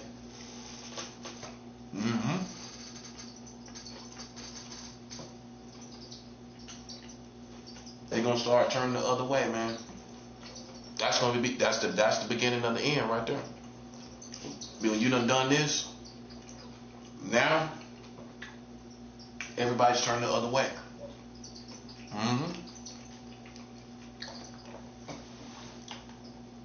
They caused it on themselves. I mean, did we do anything to make them do it? No. That's why we have to count it still. Even though we got, I ain't gonna say a casualty, but I ain't gonna say take a L, but Maduro had to go through this. to expose these Americans, man. So we salute Maduro for bearing this, him and his family bearing this, so that these Americans are exposed for who they are, so that we can get the whole global community to be against these people. That's why we hold him in high esteem. We gotta hold him in high esteem right now, because he taking that in order for us to expose these people for who they are. Because other than that, we wouldn't have been able to do it. We wouldn't have been able to have enough evidence to really show people what we talking about. This is what we talking about right here. Just going and getting somebody from a different country and then taking their oil and all of that. And it just so happens that this is the biggest oil reserve in the whole world. I didn't even know that. I'm going to be honest with you. I didn't know that. I would have guessed, the Middle East, to be honest with you. I didn't know it was down in South America, Venezuela, that had the biggest oil reserves in the world. But they do. And now they shipping oil from Venezuela. See, they trying to flex. It's this new generation. It's this new generation that's trying to flex, bro. They flexing. You don't see it that way? I do. I hate it. I hate it. I hate the fact that they gotta ship oil to these people. It make me sick. But like I said, we hold Maduro and his family in high esteem for having to play this position, having to suffer through this. We're not looking at it like a sacrifice or a scapegoat or nothing like that or whatever, or a casualty. Not even that either. But just that he let's just look at it like this. He played this position to expose these Americans to the world community. If this didn't happen, they will always be lurking in the background, and nobody would ever be able to really see their real nature. Nobody would be able to see their real nature. Through this, people can see the real nature of the Americans. And we should act like we're seeing the real nature. Don't sit up here in shock like, well, I just can't believe that. No, like they say, when somebody show you who they are, believe it. It applies collectively too. It applies as a country. When they show you who they are, believe that. Don't sit up, oh, well, I just thought the Americans was just better than that. That's what people gonna say all around the world. America's better than that. No, they're not. They are who they are. That's who they are. They're not better than that, obviously. Obviously, they're not better than that. Okay? So, we got to look at it like chess. When you play chess, they get some of your pieces, we get some of their pieces. And I'm not saying Maduro is a pawn. He's higher than that. But we have to look at it like that position had to be played. You see what I'm saying? With all the deception in this country, somebody had to suffer for it to be revealed. It was no other way. Somebody had to suffer for it to be revealed. Like Malcolm X said. Malcolm X said this: there is no revolution, and you should go watch the videos on that. There's no revolution without bloodshed. It has to happen. It's what makes the radical change. It's required for the radical change. In this case, it isn't bloodshed per se, but it's enough done for that radical change. And that's why we gotta act like we know. We gotta act like we know these people enemies. We gotta act like we know that. Gotta stop playing with it. So you trying to hold on to the old America. This is what it is. What you gonna do? Try to hold on to this nostalgia? This state of nostalgia about all the stuff in the 70s, the 80s, and the 90s? I already know. I was here too. I'm here too. You hold on to all this nostalgia. But the bottom line is, that's who they are. If they show you who they are, you believe it, or you get left behind. That's all there is to it. You believe it or you get left behind. You decide. You decide. Listen, I see it for what it is. You know what I'm saying? It ain't no other way to see it. Ain't no way you're going to be able to get no world leader. No world leader. I don't care even if he's guilty. You still have to present the evidence. You got to go through the proper procedure. I'm not saying he's not guilty. I'm not saying he's not guilty. But I still expect you to go through the proper procedure. Because if we don't stop this now, they gonna do this. They can do this for anything, anybody, me or you. Don't tell nobody why they getting us. Don't tell no. They ain't got no warrants. You do not let this happen. Where they lower the standard right in your face, where they can just go get somebody. And then when it happened to you, some people hear, oh well, that ain't our country, but it can be. But it can be your country. Whether it's another country that says that, or people here in America, it can be you too. They already hinting at it. Look at it. They already talking about Colombia, Cuba. How Cuba even come up in this situation? Well, I thought you was down there in South. Well, how Cuba? He just throwing stuff on there. That's what it looked like. If I didn't know any better, man, it looked like he just throwing people in there. He just throwing other countries in there. And then they messing around Greenland and all of that. They was doing that the other time. I think he was talking about that his other term. They've been talking, but either way, Trump and them been talking about Greenland. They've been talking about that. Ain't the first time I heard them talk about it. Now you talking about Greenland. Look at that, man. Them nice, docile kind of people. Sweet people over there. You can tell they nice, sweet people. They ain't in no wars and all of this kind of stuff, man. You know, look at them. They nice, good, sweet people. And look at what they're going through. See, this is what I'm talking about, man. This is what I'm talking about. White supremacy, man. That's what I'm saying. See, this is the punchline. Since this race war of putting the white man back on top, that's been going on since Barack Obama. Since Barack Obama was in office, it's been a race war in America. Now y'all see. This is the end of it. You should have knew. These same kind of people right here. Where do you think they was at when Barack Obama got elected? Which I voted for Barack Obama twice, just in case you thought I was crazy and all of this. I voted for Barack Obama twice. I put him in the White House twice, like I like to say. I voted for Barack Obama twice. My grandmother made sure I went down there. Boy, you better go vote. Boy, you better go down there and vote. I went and voted for Barack Obama twice. You know what I'm saying? And man, I mean, you just got to look at it for what it is, man. As soon as you got comfortable with thinking America's good, it's not, and just come to terms with it, bro. That's everybody. What you're witnessing is the closest thing to a Nazi-like party. That's the bottom line. They doing what they want to do. That's what it is. And I knew Trump was gonna do that.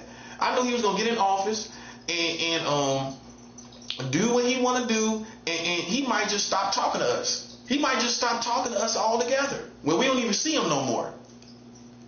It could get to a level where he don't even show his face no more. He just started doing stuff. He just doing all this stuff. We don't see Trump no more. He don't got to show his face. He ain't got to show no press conferences. He might start showing his face and everything. Think about it. At some point, he might just stop showing his face. He just started doing all this stuff around the country, in the world. And he ain't even talking to nobody no more. He don't got to. He just do that it's for psychological reasons, basically. He ain't giving you no real explanation. But back to Barack Obama. It was a race war. They couldn't kill Barack Obama because it would have pushed America deeper into African American influence and community. Because if white America would have just said, we wash our hands of white supremacy, we're going to let black people basically have this country. That's what we're going to do. That's our response. We're tired of it. You killed Malcolm X, you killed Martin Luther King Jr., and they were just waiting for people to kill Barack Obama. If they had done that, even white supremacists knew it would have been pushed into black people's hands. America. They would have put black people everywhere, in all kind of places in power. So they knew they couldn't kill them. That's why. Okay? That's why, if you're wondering why. That's why they didn't do it. It's not that they couldn't do it. They didn't do it because it would have pushed America into black America. And it would have became worse in their point of view. Think about it. White people would have sat back and said, "No, we that's it. That's it right there. We gonna let these people basically have this country, and that's it. We don't want no part of this no more." How people are treated like that? No, we done with that. We're gonna put black people everywhere. That's how white America the good white America would have responded. Okay, so they know that. So they couldn't do that. They couldn't kill him. What they had to do was play chess in the political arena. So they put Trump in there, who was very verbal against Barack Obama. He was the most verbal. They put a nemesis as a chess move against all the racial progress that Barack Obama had made. If you don't think Barack Obama's administration was any good for any reason, it was good for racial progression. Okay? Now, when you get to the politics, you can talk about the politics all day long. But when it comes to racial progression, Barack Obama made racial progression in this country. He made racial progress in this country.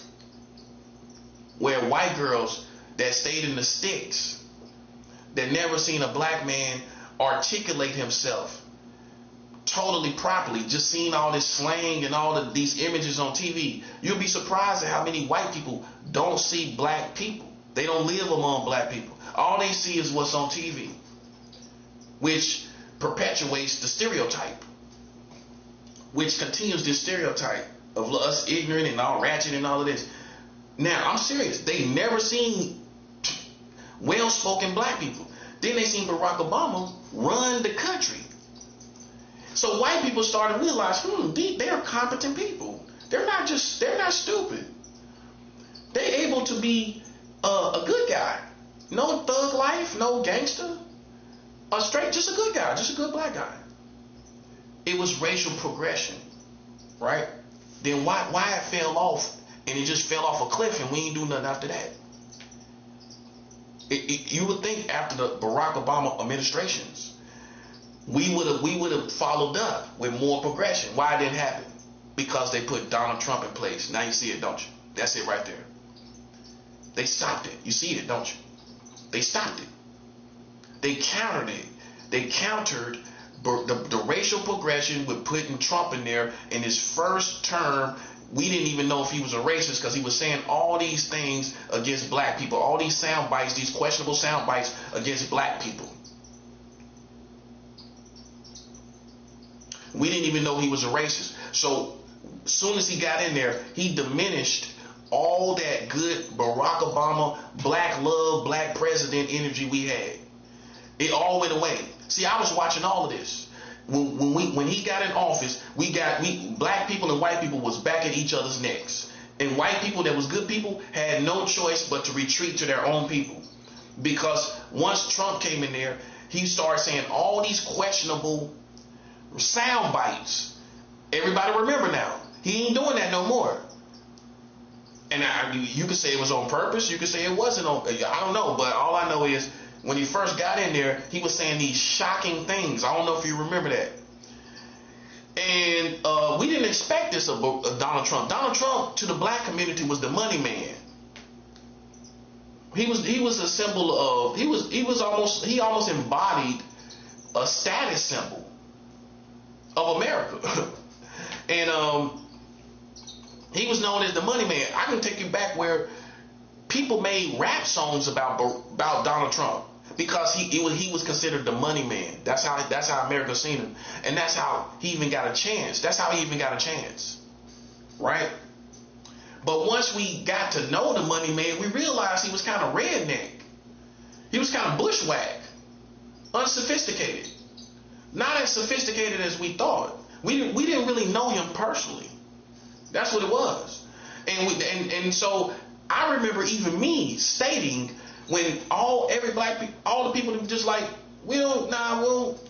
I was like, man, we even gotta love Trump. That's what I said. You can go back to my Facebook where I said we even have to love Donald Trump. This is our first voucher for him. And I even thought, okay, maybe he could put his money expertise, the finance, that's what made people take chances. We thought him being a money man, he would be able to make America great with his money expertise, with his financial expertise. That's what all of us thought. That's what all of us thought. We thought he would do something in this innovative way to change America. That's what we all thought. But more of what happened was he caused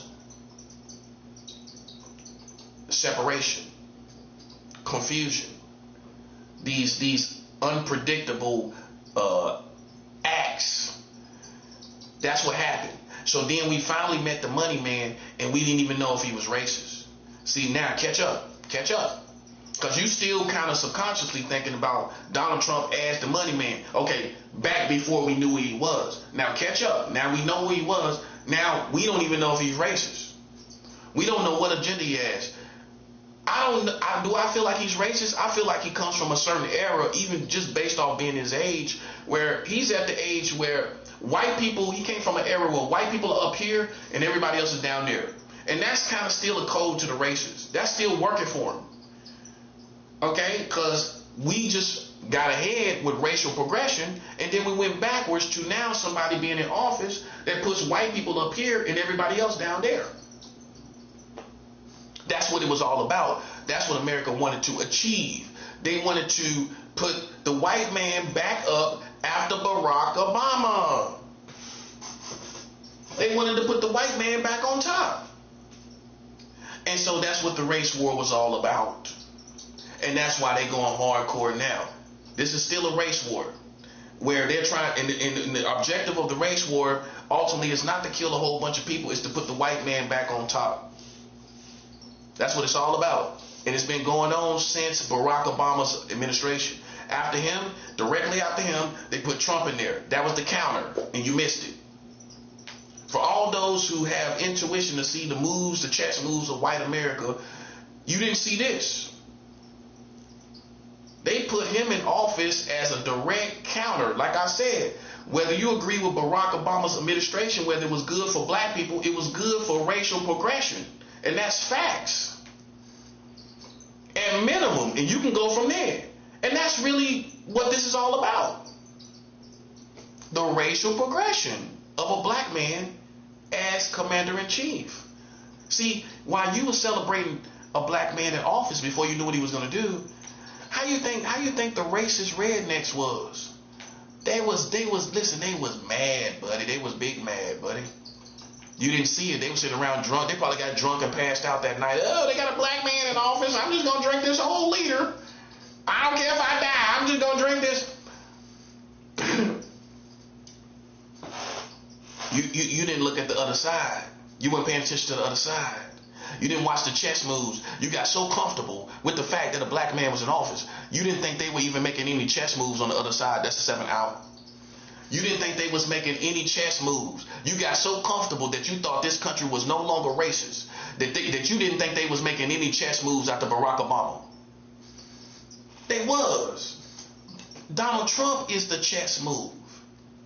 The most deceptive. Because he was celebrated by black people. And then you got to know him, didn't you? And whether you feel he's racist or not, he comes from a generation. The bottom line is he comes from a generation that's going to put the white man up here. He even thinks like this. The white man going to be up here. This is our country. And y'all are all workers here. You see how he talk?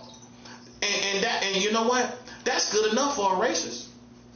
And you know what else? That's good enough to counter what Barack Obama did, being the commander-in-chief. Okay, all we want to do is put the white man back up here, and people like Barack Obama, those are workers. Them people are workers. They gonna put them. We just want to put them back down there. So you see what the problem is. You see what this is all about. This is a race war in the political arena. They couldn't fight it in the physical, because if they did, white America would have went on our side and pushed everything into our hands if they had killed them. They couldn't kill them. They couldn't do it. Okay? They couldn't.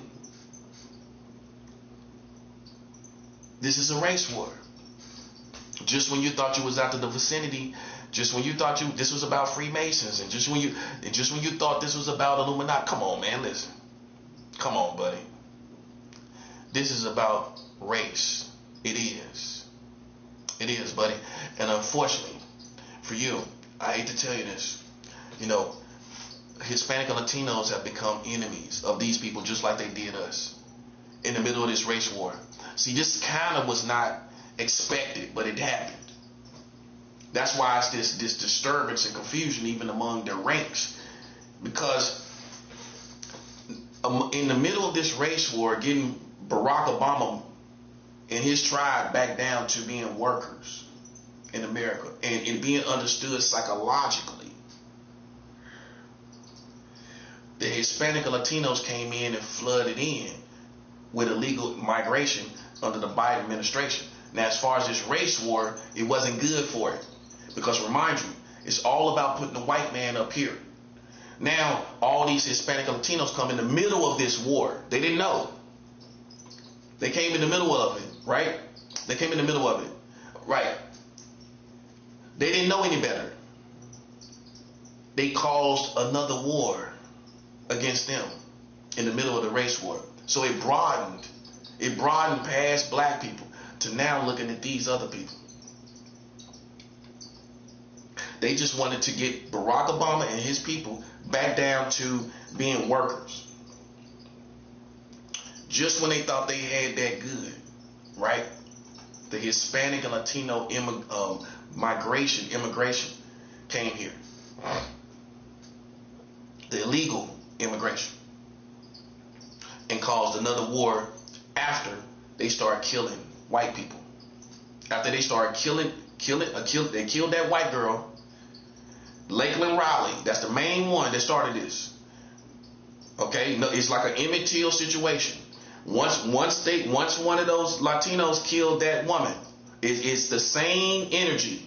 It's just on a larger scale. It's an Emmett Till type of situation. When that illegal migrant killed that woman, that white woman, they made a Lakeland Riley Act. To me, being from North Carolina, that was a code to America to say we're no longer with the Hispanic and Latinos no more. That was an alarm. That was red alert.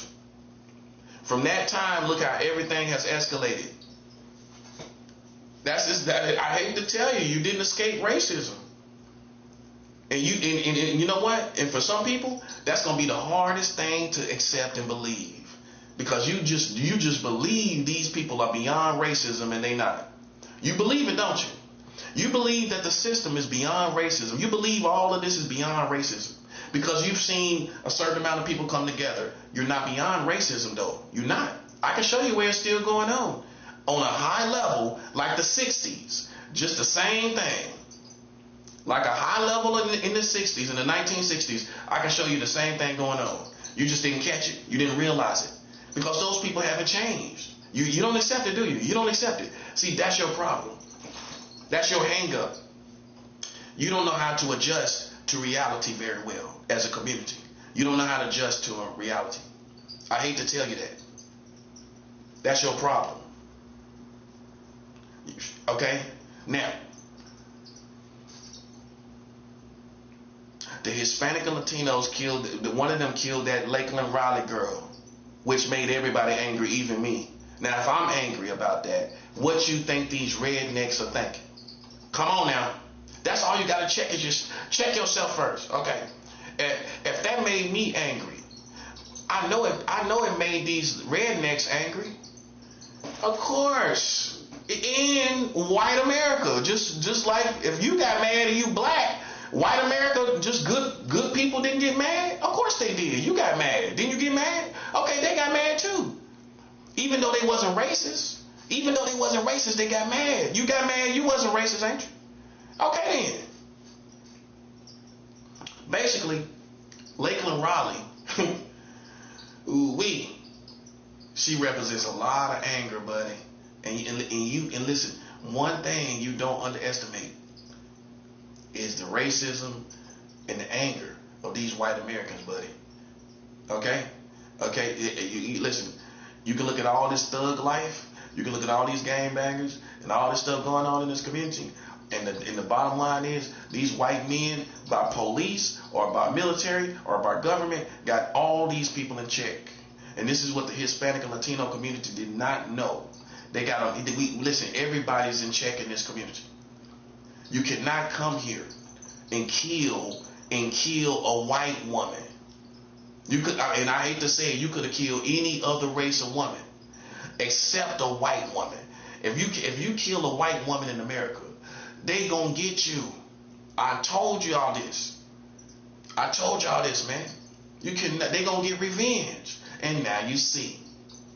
Now they dragging your kind around like dogs. Now they dragging your kind around like they don't mean nothing. This is all revenge for all that the illegal migrants have done.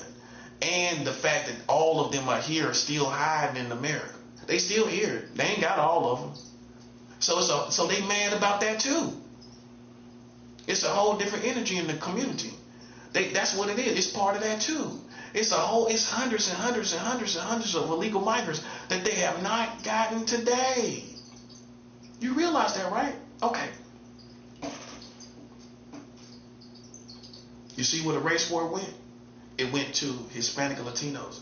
Now they got to go do all this stuff to put you into submission. To show you, your people ain't nothing. That's what it's all about. Making everybody feel inferior to the white Americans. So this is two birds with one stone. We get the drugs and we affect the Hispanic and Latinos psychologically to where they understand we'll go get a Latino man that's a leader and drag him through America like a slave. Look how he was moving. Look how he was. I just hate the images they showed. Just for you to be subdued to white America. All we trying to do is show you that kind right there that played with us. This is what we'll do to you. You see, that kind, he represent Latinos, right? That did that to that girl. Listen, you see what we'll do to them kind of people? We'll drag them like we drag niggas. We'll drag them around like we drag niggas around. Oh yeah, I told you. They make themselves clear, buddy, and you either get it or you don't. They went as far as to say, well, we'll go get one of those Latinos on top of the country and treat him like a boy and drag him all the way up here.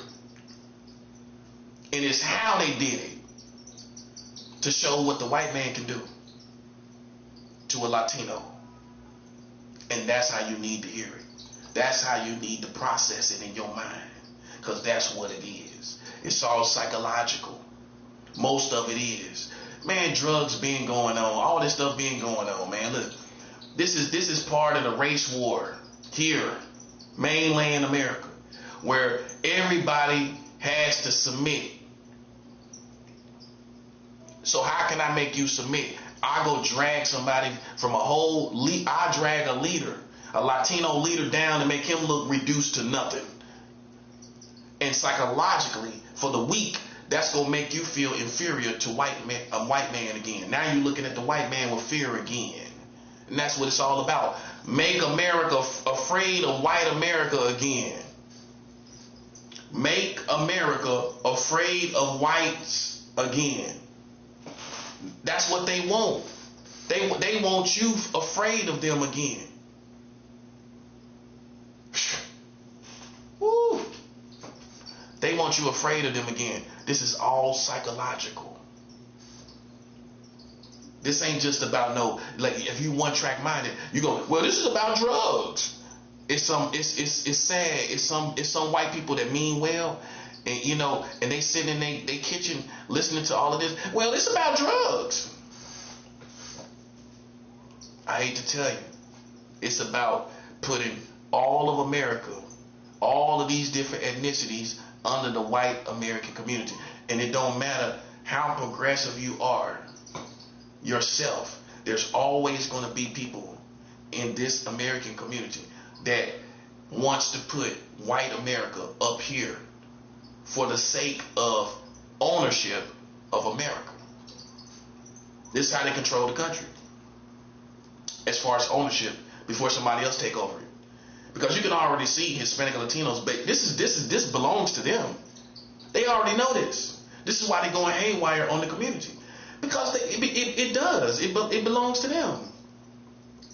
This is Mexican America. This is Latino America. That's what it basically going to become. And now they start to see it.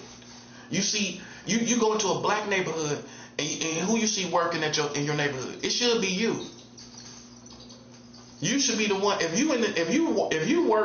you live right down the street, shouldn't you be working there? Shouldn't it be the community working at these stores? So it should be another community way somewhere else working here. That's not how it used to be. You know how it used to be?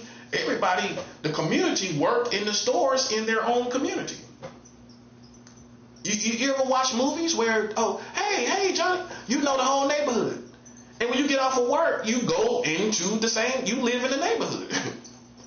You don't catch a bus and go 20 miles somewhere else. You can't go to no place. And I'm not saying this in a racist way, but you can't go to no neighborhoods where Hispanic and Latinos are not at. They're everywhere. And that doesn't represent the American dream of all of us together. It was a balance, which was a melting pot. The melting pot is not Hispanic and Latinos everywhere. That's not the melting pot. See, they think we're being racist. But all the Americans feel like it's out of control. It is out of control. That's not what America was about. America did not represent one race. What we tried to fight for. What we tried to fight for was not one race. Think about it. We trying to get past this white race. So imagine us coming to succumb to another race dominating the country. That's not what we want to do, because you know what? Once any race, even Hispanic and Latinos, dominate the country, it's over. America, what you call, is over. Because what we fought for is for all of us to come together. And listen, I would not be totally honest with you if I did not tell you that many Hispanic and Latinos are comfortable without black and white people. You're comfortable without us. This is why it would never work for this dream of America coming. Nope, it ain't gonna work, because we've watched you be comfortable without us. Which means if we wasn't here, you wouldn't even care. So Hispanic and Latinos would care if black and white people left this country? No, they wouldn't care. Now, if black people left this country, will white people care? Many white people would care. They will miss us. Even in the middle of racism, there are many white people that would miss black energy in this country. Yes, you would. And if you're honest with yourself, if white people weren't here no more, even though it's a love-hate relationship, you will feel different as a black person not to see no white people in America. At all. With all the stuff they do, all the little stuff, that little jobs they work at, little stuff they do, you will feel different not seeing them on TV, not seeing them anywhere. You will miss them. You would. I guarantee you would. The good white people you would miss.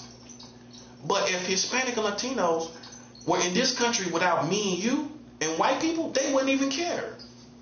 They would not care. I know. How I know is because I watch how you carry yourself. I watch how you carry yourself among us. You walk right past us like we ain't even your people. I've seen Hispanic and Latinos, hordes of Hispanic and Latinos walk past us like you're not even there.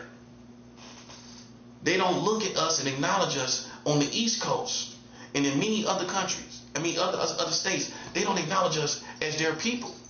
They only care about their own people. And that's the truth. That's why the American dream did not fully work. And this was the part. Your vibration didn't really care about us. You didn't really care about, come on, check yourself. Be real with yourself. Listen, be real with yourself. You don't really care. You don't really care about us. You only care about your community, you and your family. That's okay. But I'm saying it's not going to work. America ain't going to work. See, black and white people had to care about each other. That's how it worked. You see what I'm talking about? We worked together. And other races worked together here. We cared about each other here. You don't care about us. No, you don't. And I'm talking about on ground level. You just care about your community and your people. And you stay disconnected from the rest of the community. Anybody can see that. Anybody can see that. That's the problem. That's why it won't work. And then you taking over, right? Where it don't represent America is not it's not black and white and everybody working together anymore. What it has become is Hispanic and Latinos taking over America. That's what it became. Now, this is what made everybody angry. And I gotta be honest. There was a subculture in Hispanic and Latino community of coming here and having babies on purpose, right? You came here and had babies on purpose in order for you to take over the country. That is not just normal. We just gonna have babies. That is a declaration. That's an act of war. If you come to a country, if I come to a country with black people and to China, let's say to China, and I say I'm gonna intentionally have babies in order to take over this country, that's not just a good idea. That's an act of war. Because ultimately, however you look at it, we gonna overtake the country. So basically, there was a subculture. I'm not saying every Hispanic and Latino thought like this. It was a subculture of black people, of Hispanic and Latinos saying, we're going to have this country for ourselves, America. And what we're going to do is we're going to have kids and we're going to overtake this country. You cannot tell me nobody didn't think like that. How I know? Because they give citizenship for babies. So then put two and two together based on that foundationally. You don't think you think people ain't gonna come here and have kids on purpose to stay here in this country? Of course. That means the population have been here not for because you love your woman. You had kids to stay here. So the more people did that, it stopped the balance in America. The balance was thrown off. The balance was thrown off when your motives was to overpopulate. You see what I'm saying? To overpopulate this country. To overpopulate this country. To have it for yourself. That's what messed up everything. Because now you're just having kids to stay here. And that's what made the imbalance in the population. What made the imbalance in the population, where it's all these people, you thought it was because the women are fertile. You thought it was because Latino women are fertile, or that's what we've been told as black men, that they're fertile. That ain't what it is. You know why they got all these kids? Because they came with the idea that we will overpopulate this country for ourselves. This is how we'll have this country for ourselves. That was an act of war. And me as a prophet, I have to expose it. I have to expose it. This was an act of war against America. You came here to overpopulate the country. That's what if you had good motives, it wouldn't have happened like that. You would have just had kids as they come, as you do. You didn't do it like that. Your motive was, We gonna have a whole bunch of kids to take this country for ourselves. And it worked. It worked. And see, it was just a matter of time for white America to realize what you did. You know what you did? You had an act of war. Even if it wasn't you as a Hispanic and Latino, it was somebody. And you can't tell me it's not true based off the strength that citizenship, children get citizenship just from being born here. So you telling me nobody gonna have the idea to say, okay, if our children are born here, they got citizenship. You telling me ain't nobody gonna have no kids based on that? Of course. That's common sense. If I know my child will have, if I'm illegal, but if I have a child, even though I'm illegal, my child should be illegal. That's real. It don't matter where the child was born. The parent, it was born to illegal children, parents. Well, then that solidifies or disqualifies the child from being legal. That's a game that everybody started doing. The game was, oh, I have some kids. Listen, I'm black. I know game when I see it. If we have some kids, our kids can have citizenship. I'm black. I know what I'm talking about. We have kids, we can have citizenship, or maybe we will even have citizenship. Think about it. They might let us stay here if our kids get citizenship. And you don't think nobody had a hustle of doing that? Of course they did. That's common sense. Now, if they didn't have citizenship, then you could argue with me. But when you and I know that a child can have citizenship from a legal parents, you cannot tell me as a grown man ain't nobody gonna do that on purpose. What you need to realize is the Hispanic and Latino community was having kids on purpose. And that's why it's an imbalance. That's just like, and I'm not comparing nobody to animals. That's just like animals coming in to an ecosystem, right? And this animal, let's just say these animals don't have children naturally like the other animals. They just decide to overpopulate. And it's going to throw off the whole balance of the whole ecosystem to where it's Hispanics and Latinos everywhere. Because you didn't come in naturally. It would have made sense. It would have looked like it made sense. They got so many kids, it don't make sense to say that you did it naturally. It don't make sense naturally. No, it don't. And people didn't pay attention to it. You know what it was? They intentionally had kids on purpose to overtake this country. That's an act of war. And now the Americans realized it. Now you everywhere. And that's not the American dream. The American dream was a balance where we all come together. That's not what it is anymore. You know what it is? It's Hispanic and Latinos country. That's what it is. And you know how I know that for sure? When you go to a black neighborhood, who you see working at the black neighborhood? I just went to Charlotte, North Carolina. I was in the hood. I was in the hood where people was getting murked right where my woman was living at. I was in the hood where people was getting murdered in the same neighborhood. I just left that neighborhood. I was in this hood, that hood this time last year. 2025, 2025, January, I was in the hood where people was getting murdered.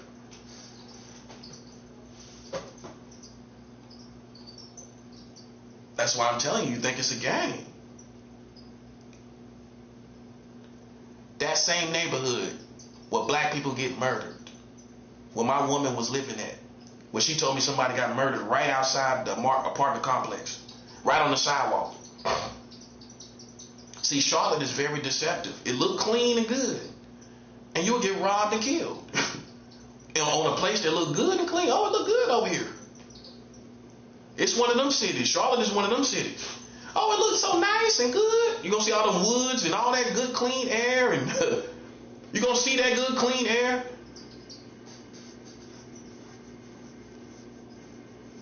In that same neighborhood, I went to the stores that it was definitely a black neighborhood. Mexicans working here. Mexicans working in the grocery store. Mexicans working at these stores. all and everywhere. Okay, it's not. It's supposed to be a balance, but it's not. In that neighborhood, it shouldn't be. Black people should be having all the jobs. That's just common sense. Because when we go to Mexican neighborhoods, who's working in Mexican neighborhoods? Too much truth, ain't it? Who's working in Latino neighborhoods? Not black people. We ain't working in their neighborhoods. But they can come, they work in their neighborhoods and our neighborhoods. No, hold up. I don't think you realize what I'm talking about.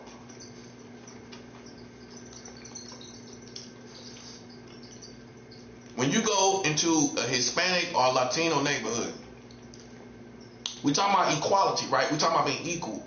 Do you see white and black people working in their neighborhoods? At their restaurants, in their stores and all of that? Do you see anybody? No, you don't. You see the imbalance? They're working in their neighborhoods. You tell me this is not their country when they work in their neighborhoods and your neighborhoods. That's how white people used to be. They used to work in their neighborhoods and our neighborhoods. At the beginning, yeah. At the beginning. They worked in your neighborhoods and they worked in their neighborhoods and their neighborhoods. Yeah, they did. For where it counts, yeah, they did. You wasn't all black people wasn't all everywhere working everywhere. We had these certain jobs, that part, but white people was working everywhere because it was their country, right? See, you can't fight it with ownership. White Americans own this country. All you're going to do is get in the danger zone trying to own America. And that's what happened. That's what's happening with the Hispanic and Latino. You're in the danger zone because you had an intention to overtake America and everybody realize it. Listen, it's what it is. It's what happened. What you want me to do? Hide it to show love to you? I can't do that. As a prophet, I don't operate like that. I have to tell everybody the truth. And you know what? You listen, you had an act of war, whether it was you or not, and y'all start having all these kids on purpose trying to be here and overtake this country for yourself. And you did it. Because now you work in your neighborhoods and black neighborhoods and white neighborhoods. And it's not just because you're good at customer service. That's the reason why the white man started hiring you over black people. Because you're good at customer service. And I give you that. If you work hard, I give you that too. But I also give you, when I know you did something else, I give you that too. And you know what you did? You intentionally had kids on purpose to overtake this country for your own community of Hispanic and Latinos. And you did it. Keep in mind, surges of illegal migrants too. While you're having kids, this is the Hispanic and Latinos that have citizenship. That's them having the kids. I'm talking about them. That's the foundation. No, the people that got citizenship is the foundation for the people that's overtaking this country for themselves. Meanwhile, this is why how bad it got. Illegal migrants are coming here, having children too, to stay here because their children have citizenship. So you got two purposes of having children. Those who are established and born here, having children for their country, for this country to be their own. So they can have this country for themselves. That's what it was about. The bottom line is whether it was the illegal migrants or the Hispanic and Latino citizens, it was a collaboration of Hispanic and Latinos that decided to have all these kids to have this country for themselves. And you can't tell me they ain't do that. Think about it. And that's common sense. If you sit around and look at all these kids, what you gonna think? Eventually, we got so many people, this country's gonna be ours. You ain't gonna think that? All them kids they got. You ain't gonna sit there and start drinking and say, you gonna think about it. They gonna think about it. Oh, all these people we got. You ain't gonna look at your dense population and think, all these people we got, we can have this country for ourselves. You ain't gonna think that. Nobody ain't gonna think that. And be super intentional and start having more kids. You can see the imbalance. How I know this is true, there's an imbalance that don't make sense. It don't make sense. Meaning, it don't make sense naturally for you to have all these kids. No, it don't. No, it don't. No, it don't. Nah. No, it don't. That's how we know. Many of you produce kids on purpose for citizenship or to have your people overtake the country. That's the truth. It was an act of war. Ain't no way in the world you're going to tell me they ain't look at this country and think we can have this for ourselves. We can have this country for ourselves. That's what they did. And guess what? Everybody finally figured it out. They figured it out, buddy. And that means there's going to be a lot of stuff that's going to happen to the system of America just to get you to bring down the balance to where these white people have this country for themselves. Now you see what I'm saying? They gon' manipulate this country to get it right back where it's supposed to be. And that's why you know things about to get bad, buddy. I mean, worse than bad. Real bad. Because there's an imbalance.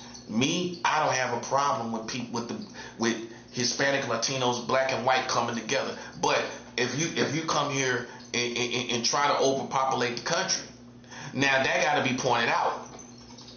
That's not the American dream of you taking over all of America. We can't even let black people take all over America because we ignorant. It got to be a balance. If black people take over the whole country, it's gonna be ignorant. Cause we ain't gonna prosecute those who we gonna be corrupt like white people. We don't think we are, but we will. We gonna be corrupt like white people, where we turn the other way for our own people. We ain't gonna know. We need each other to keep each other in check. We to keep white people in check. You gotta have black people. To keep black people in check. You gotta have white people. If you leave white people to themselves, it ain't gonna, and we don't say nothing about what they doing, it ain't gonna be right. And if black people are left to themselves and their own devices without these white folks, they ain't gonna be right. That's why they not right now. They left to their own devices. Whether it's for biased reasons, white people letting them do what they want to do, or they just left to their own environments. Either way it go, they messed up right now because they left to their own devices. So the best America is when white people are here and black people are here and we all are here and we hold each other accountable, right? Not just, oh, well, you know, we dominate over here, they dominate over there. No, it can't be none of that. It can't be none of that dominating. Because then that's where corruption comes in. If you dominate this country as Hispanic or Latinos, you ain't gonna look out for white people and you ain't gonna look out for black people. No, you're not. I know, because I already see how you carry yourself. You're gonna look out for your own people and listen, that's the America that nobody is looking forward to. I'm just keeping 100 with you. I'm telling you something that nobody else ain't gonna tell you. That's what I pride myself on. More times than not, I'm gonna tell you what nobody else ain't gonna tell you. You overpopulated this country, and white America already realized it. Cause I mean, you can see. I mean, what made them realize it is not the having kids on purpose. What made them realize it is the illegal migrants surging into the country. They realize it's over. You can't get it back. So guess what they rather do? They rather just tear it down than let you have it. Instead of letting you have it, guess what they want to do? We'll just tear this country down. Some people just rather tear it down. They let you have it. Oh well, we just tear it down and let you have it. See, whatever is done in the dark has to come to the light. And ain't no way in the world you're going to sit up and tell me you just naturally had all those kids. No, you didn't. You had kids to get money, like us. You had kids to overpopulate this country. You had kids also for citizenship. And we know that. You had a whole bunch of kids and you just threw kids in a woman so y'all can have citizenship. That's facts. Come on, stop playing with me. I wasn't born yesterday. If I know you, if you feel like you can stay in this country based on having kids, you ain't gonna have none. Of course you're gonna have some. You're gonna do it right away as soon as you get in here. You're gonna find your woman and you're gonna have some kids soon. Or with your woman, y'all gonna have some kids as soon as y'all get here. First act, the first sex act is gonna be having kids. You're gonna do it as soon as you get here. You ain't gonna waste no time. That's real. Or you gonna wait 3 months? You're gonna go through a probationary period. You're gonna wait 3 months. You're gonna do it as soon as you get here. You might do it on the bus. Hey, if you're smart, you might do it before you get here. She pregnant before you got here. Then she had a baby here. Yeah. Think about it. That last month, you know you coming. Hey, well, we just have kids. Go and throw some kids in her. She get here 8 months later, boom. Why waste any time? See, man, that part right there is not racism. See, we got to be able to talk through issues without everybody thinking that it's about race. No, it's about you and other people being corrupt and doing things you shouldn't be doing. And doing things and it ain't pure. It's not pure. Ain't no way in the world you're going to tell me with citizenship, all these people had kids and you can get citizenship for your kid. You ain't had no kids for citizenship. You did. Come on, that's common sense. I'm black. You can't fool me. I know you did. And then they was handing out $1,000 on a card to illegal migrants. In New York, mothers can't never get that kind of money for their kids. That's what made New York turn their back on you. That's what did it. That's what made Trump win.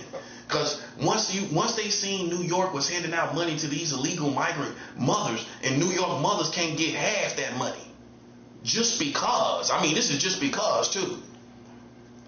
I mean, what you could have did, see, the truth is, my philosophy on that is, when you had the $1,000, you put the $2,000 on the card, something like that. It was over $1,000, right? You could have, all you had to do, it was a lazy act of just throwing money at these migrants. That's all it was. Because what you could have did is all these warehouses that you got full of diapers and clothes and all of that, you could have got the city together and got people to roll up their sleeves and put on some jeans and go out there and hand out diapers and Similac to the community of these illegal migrants. You said it for babies, right? Well, what y'all got, New York got all kind of warehouses full of stuff, charities and everything. You had the supplies. You just didn't have, you had people that was lazy in New York that did not want to come together and go down there and distribute diapers, milk, and clothes, and other necessities for children, for the families and children. You could have gave out food and everything for these people. You just was lazy. That's the truth. New York just rather put money on the card. No, you don't want to hear this, do you? That's the truth. If I talk to a caseworker, they're going to say that's absolutely right. Listen, I'm talking to ones that be at these different, like the food stamp offices. Talk to one of them caseworkers. They're going to tell you this is absolutely right. All they wanted to do was just throw money on the card and be done with it. It wasn't even that they cared. They just wanted to be done with all them people all around. Like, we'll just put $1,000 on the card and boom. We'll be done with it. Why couldn't you have brought diapers and formula down to and put it and distribute it to these migrants, these illegal migrants? You gave them money. You could have gave them food and everything. You could have brought food down there and everything. They were just too lazy to do it. They could have did that. Oh yeah, they could have did that. In emergency situations, they would have to. And that was an emergency situation. But instead, the Democrats just threw money to the illegal migrants. Because the truth is, the Democrats are pro-migrant. That's why they didn't do anything. That's why it took Trump to get in office, to get ICE to do anything. Biden could have used ICE while he was the president. Why he didn't use ICE? See, I knew before I even knew what ICE was. There's an agency that Biden could have used to get the illegal migrants out the country. He didn't do anything. He sat back there and he knew about it. He knew he could have did something too. But I'm gonna tell you why. Why they didn't do anything? Because Biden is pro-migrant. He's pro-migrant. Democrats are pro-migrant. So then when it comes to migrant issues, read between the lines. They're not going to do anything like that. They're not going to bring in ICE and enforce on the illegal migrants. They're pro-migrant. How we know that? Because the Democrats are for the minorities. So if you're for the minorities, you're gonna be pro-migrant. That's common sense, because immigration is an issue for the minorities. Immigration is an issue for the minorities, right? So as a Democrat, if you're for the minorities and immigration is an issue for the minorities, you're gonna be biased, and you're gonna be pro-migrant, pro-migration, which means when this happened, all the migrants coming in, people that are pro-migrant did nothing about it. You're a pro-migrant, ain't you? You're a pro-migrant, ain't you? You're a pro-migrant. That's okay. As long as you're not a pro-migrant during a migrant crisis. You was pro-migrant during an immigration crisis. Come on, bro. That's too much truth, ain't it? That's too much truth. See, you thought, just when you thought you had the prophet lined up, buddy, I hit another curve on you, didn't you? I just told the truth. That's all I can do. I can't lie. The Democrats are pro-migrant. That's why nobody don't like being a prophet. You wouldn't want to be a prophet. You know why? Because you got to tell the truth about everybody. To be a prophet, listen, you talking about false prophet, whatever. Listen, let's talk about what you don't even know about. Half of these people talking about the J. Cole making a song back in the day, false prophet, and didn't define a false prophet at all. Didn't define what it is, don't know what it is at all. A real prophet. Let's talk about that. Can he define a real prophet? Well, you need to see a real. How you gonna know a real one when you see it if you don't know what it is? J. Cole talking about a false prophet, and he ain't even a Christian. And then y'all sit up and insinuate a J. Cole song. Oh, they got Cole down there over there on Utica, and I know that's what you're insinuating. Well, it's on the building. I just put two and two together. Come on, bro. I'm a false prophet. Okay, well, tell me what a real prophet is. You know what a real prophet is? A real prophet gonna tell black people the truth. Oh no, I didn't say be nice. I didn't say halfway. No, that's what you want. That's what you're used to. These pro-black people telling you half the truth. These pro-Hispanic and Latinos telling you half the truth. No, listen, buddy, a prophet, a real one, all they can do is tell the truth. The whole truth. That's why you know you ain't had one. You know how you know you ain't had one? Because listen, buddy, prophet got to tell everybody the truth. You got to have a backbone to be a prophet, buddy. Oh, it ain't all good. Well, you know, it ain't all good for you.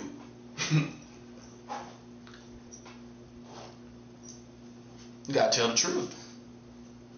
These Democrats are pro-migrant. That's the problem. You pro-migrant. So then when we had a migrant crisis, what did you do? Oh, well, you know, that part.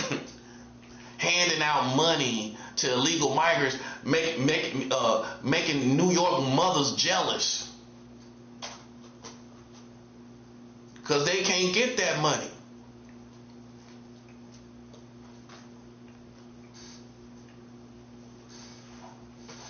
You'll be feeling some type of way too. You got all these kids. I'm talking about the people just doing it normal, right? You got all these kids. You see migrants coming to the country, illegal ones too. They get $1,000, over $1,000 on a card. How you gonna feel? And then you get down to the food stamp office and you can't even get $200 cash. Not even two. You getting 180. Like it's some degrees, like degrees or something. 180 degrees. You get a degrees number of money. 180.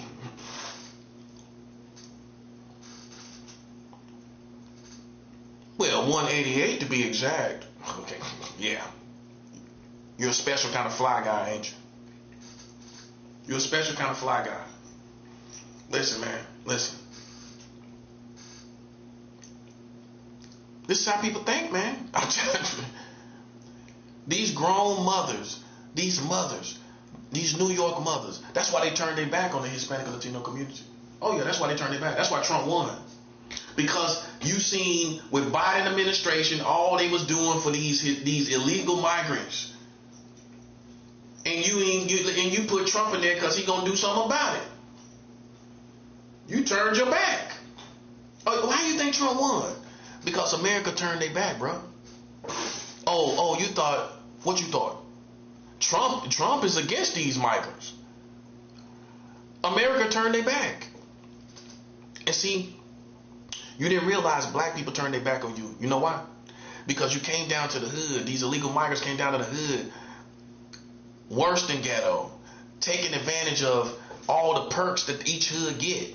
With the food and the food lines, the clothes lines. This one black woman was talking about how they was taking advantage of the food line, the clothes lines that was coming through the hood. Everybody know that. Where they come down there and hand out stuff or whatever. You know what I mean? Every hood, a lot of good hoods got that. Not every hood though. But a lot of big hoods got that. You know, certain nooks and crannies, they got, somebody come through and do stuff for their hood, right? So wherever that was at, these Hispanic Latinos was running, they caught wind of it and they was running down there and taking all the stuff. That's when black people turned their back right there. Nah, yeah. When they started seeing they was moving them in everywhere too, wasn't they doing that too? But you can't get them to see, people were seeing the government do stuff for them that black people can't get. That's what did it. That's what did it. When we seen that they was doing stuff for them that we don't get, that was it. We turned our back. It's a cold world, buddy. People turn their back because we see it like, well, they got it all worked out. Why we gotta help? They got it all worked out. Well, why I gotta do something? I mean, you already helping them, ain't you? I mean, y'all got that worked out over there, don't you? That's how people seeing it. If you don't know, I'm just kicking the real to you, bro. I'm just kicking it real to you because if you think all black people are with Hispanic and Latinos today, with all this migration, illegal migration, see, you don't have no idea what certain hoods was going through with this stuff. You didn't see it. You didn't see it here in certain neighborhoods. But all around the country, including Chicago, man, they was tripping about that. They was tripping about the legal migrants coming into the community. See, you didn't go through it. Cause New York gonna kind of regulate things. You feel me? Like they gonna keep that moving. You know what I'm saying? That's gonna keep it moving. But like in these other cities, like Chicago and stuff, they was like at a standstill, like standing on the hood, like black neighborhoods. They would come through and just park. Think about it. And then they probably was living around in the area, and people getting scared for their kids. Let's just keep it 100. It's not racist. It's grown men out there that's lurking around, and your kids is out there. It's that too. I mean, eventually you're gonna get to that issue. You're gonna get to that issue. You're gonna think, okay, man, like, you see people walking around, standing around, then some people don't mean no harm. They just kind of looking at the kids and just, and they might be finding a sense of hope just looking at the kids play around, but you taking it, you looking at that ain't normal American behavior. Just no, it ain't. Just standing there looking at kids and sitting there looking. No, not in black people neighborhoods. You got to move on, buddy. You can't be sitting, and then you can't be sitting around no playgrounds. A grown man, you might just sit on the bench and think you the only person there. And you know what a black person gonna come do? Look at you like you crazy. Well, why are you just sitting there with the kids? It ain't gonna make sense. And don't be smoking nothing. Oh boy. Don't be, I bet they did it all. Sitting there drinking, watching the kids. Oh, now listen. You don't know. You don't know. We have to assume the worst. When they doing things out of character that we wouldn't even do. They've been doing things out of character that I can't say what they would be doing. I just gotta assume everything. I just assume the worst. Yes. When I see you raping women and killing women, a black man ain't gonna kill and rape. We stopped doing stuff like that in the 70s. We don't rape and kill a woman. Now some black people will rape a woman, right? But not rape and kill. That's overkill. You know, we ain't gonna do that. We stopped probably doing crimes like that in the 70s, something like that. Well, you know, I mean, I'm not saying it's not heard of, you know, but man, when the last time you heard about a black man raping and killing a woman? I heard about a black man raping a woman recently, but not killing. It's overkill. You know what I'm saying? We don't move like that. You know, they start doing crimes we don't do. That's another reason America turned their back on these people, because they start doing crimes that we just do not do, right? And I know they ain't gonna move like we move. They gonna come in the hood looking at the kids. That's the first mistake you gonna make. That's the first mistake you gonna make with black people. You're gonna come in the hood, you're gonna sit around kids, they gonna dismiss you right then. We don't want nobody sitting around our kids. That's how black people are. They ain't gonna let you do that. If you start showing strange behavior around the kids, the playgrounds and all of that, and you think you're just being normal. You might sit, let's just say you sit a bench down from the kids. That's still not good for black people. No. A black man, if he got his vices, if he smoked weed and he drank, if kids are at a playground, and let's say it's a park, we ain't gonna sit nowhere near them benches near where the playground at. We gonna go way on the other side. Way on the other end, the opposite end. Let's put it like that. We're gonna be way out of that. And then we'll be pointed somewhere where we ain't even looking at them. Our scenery is gonna be something else. We ain't gonna be sitting there just still looking at the kids. I know, man. Listen, man. I'm smart enough to know. Ain't no way in the world you can know these things because you're not from here. So you're gonna come to this country foreign and to the subcultures. When you go in the hood, you can't do nothing like that. That's suspect. I know how to move. That's why I made it. That's why you can't say I'm a weirdo. I know how to move. You can't sit up under no kids in America. You can't. You can't do that unless you one of the parents. You got to make it make sense. But if you ain't one of the parents, how are we gonna just let you sit over there? And you shouldn't even want to sit over there. And then somebody say something happened to him and you did something. I don't sit up under no kids. No, that's their zone. That's where they at. Now, listen, I'm moving on. I might not even be at the same park. I might go to another park. I'm telling you, to enjoy myself totally. You can't know, because they might run down there. The kids might be running down there back and forth. Nah, I'm cool on that. I'm finna move all the way home. See, I've been a homeless man on the streets. I'm homeless on the street. I'm chilling. Kids in it. I'm good. Nope. I'm gonna go somewhere else. You know what I'm saying? Where they ain't running around and all of that. Nah, I'm in a grown man zone. You know what I'm saying? Like, and I want a grown man atmosphere. You know, and that's how a real man gonna think. Especially if you're drinking a beer or some liquor, you want a grown man's atmosphere. Unless it's your kids, your family. Okay, I mean, even then, you know, you got designated spots for your kids and family. And you ain't gonna let your kids just sit there and watch you smoke a spliff and you drink. You're gonna put your kids in the other room. I'm just saying, that's what most parents do. Most parents is gonna let their kids go in the other room. Now, I done seen some crazy things in the hood. You know what I'm saying? Where people give their kids alcohol to make them go to sleep. That's one of our OGs, you know, that's one thing we did as the black community. Oh, okay, come on. I even heard people putting a little bit of beer in a bottle. Let their kids drink. You ain't never hear that? Man, that's like deep ghetto. Deep ghetto. People put a little bit of alcohol so their kids can knock out. Mm-hmm.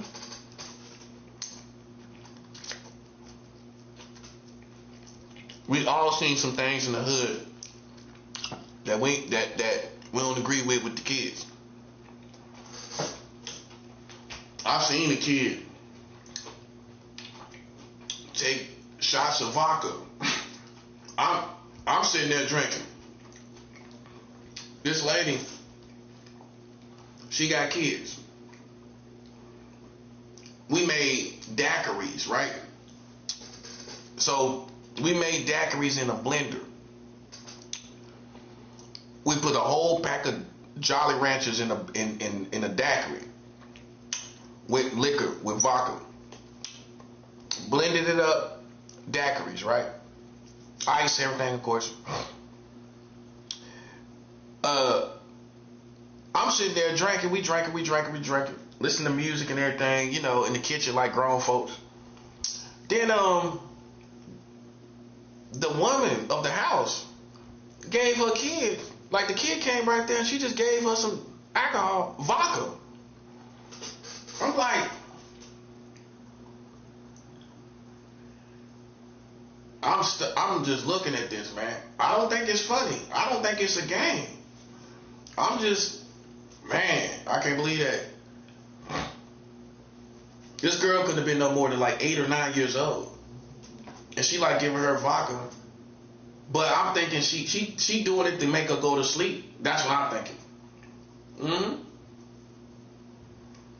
Yep. And then you wonder why your children act out sexually, because they're going to be horny from all that alcohol. Think about it. That's why they're going to be acting out, touching on themselves. Think about it. She probably not touching on herself. I'm being real. See, y'all want to have these real conversations. Think about it.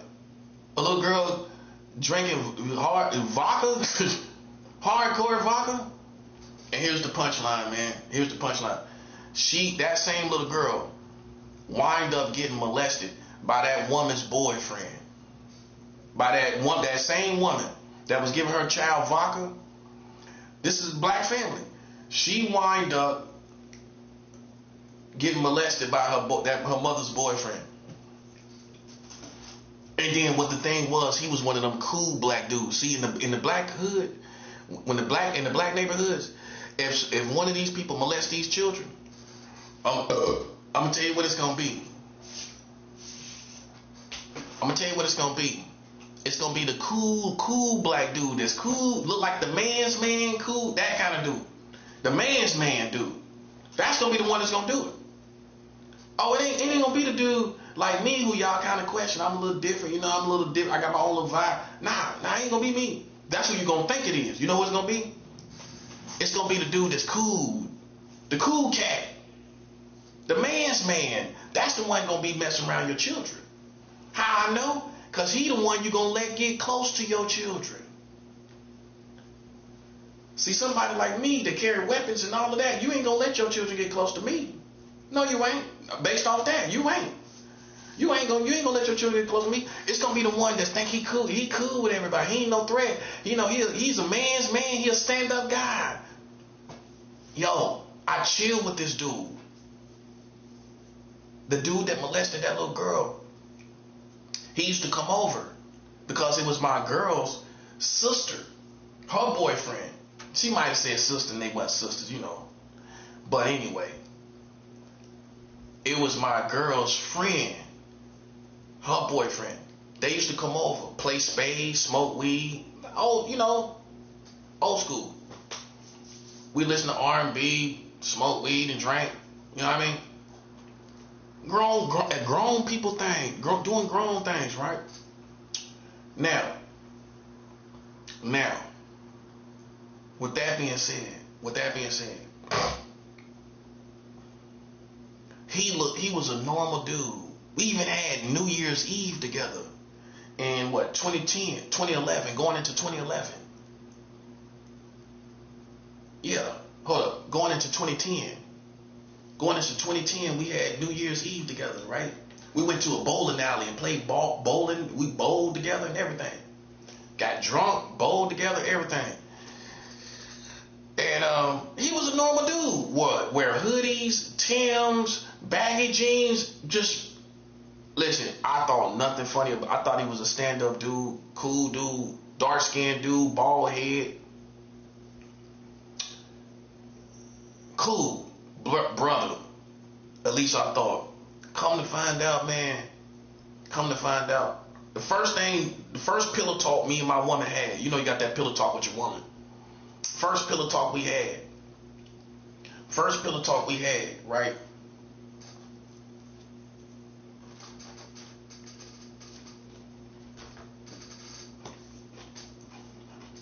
First pillow talk we had.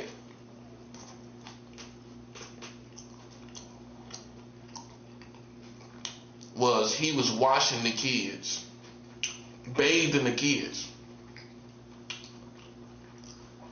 She was talking about, yeah, he be washing the kids, and we thought that was kind of strange. I remember her telling me that he be washing the kids and everything, washing girls, right? So that was the first red flag. But we ain't say nothing. That was just it. I knew that he was bathing the girls. But he was getting off on it. That's what it started with. He was getting off, probably doing stuff. You know what I'm saying? Washing them, bathing, but playing with them. That's what he was doing right then. Literally grooming them, literally. Maybe that's where the term comes from. I don't know. Because he started out grooming these girls, literally washing them, but it looks normal. So we thought, but we thought that's what black people, that's kind of, that's a little questionable. Because most black mothers they ain't gonna let their boyfriends wash their children. They just not. Because we feel like men are just too nasty, just too dirty. That's how most black women perceive men. It's just dirty, you know. And many of them are, you know. But but once I seen, between seeing that, hearing about that, and just seeing her give her shots of vodka, she was headed down the wrong road, you know. And he wound up doing something to her, and the last I heard, she wanted to kill herself. She was suicidal and everything. And she was just a nice little young, cute girl, man. You know what I'm saying? And how you know I'm safe? When that same little girl, she spent the night with us, right? For whatever reason, I don't know. But she had a crush on me. But I treated it like a little kid crush. Stay in school, you know, you try to lean them the right way to do the right things, right?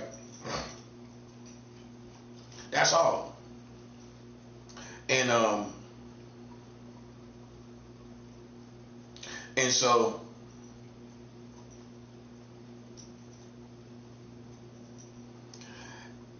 she tried to come and get up on our bed, like in the morning, you know, early in the morning, like Saturday morning, like that, right? So one time she climbed over me to get to her aunt, right? First time, okay, she ain't do nothing wrong. But remind you, this little girl had a crush on me. So she was doing fast stuff. It's them type of little girls doing little fast stuff, right? Doing this little fast stuff, right? Where she took her hand to get up on the bed and put it. She didn't touch in between my legs, but she pushed up on the bed to get between my legs with her hands. I said, hey, hold up. I said, hey, you gotta get out this bed. I was only in my 20s and I was a grown man. I was in my late 20s. Every man would tell you they went through a test and they passed it with these children, where the child was pursuing them or doing something funny with them. A grown man would tell you, yeah, sometimes these little girls will do some little stuff, especially in our community. And if you ain't got no morals, you'll do something to these little girls, these little fast little girls. Me, I put them in their place. I said, listen, you gotta get out this bed. Cause me and my girl was laying in the bed early in the morning, you know what I'm saying? They spent the night, so it was not normal. So she allowed it a little bit, let them come in the room a little bit. But when she was getting up on the bed, she intentionally did it on purpose. You could tell, and she put her hands between my where my legs were, and to push up on the bed to get in the bed. Mind you, she already got a crush on me. I said, hey, hold up. When I seen that, I said, hey, you gotta get out this bed.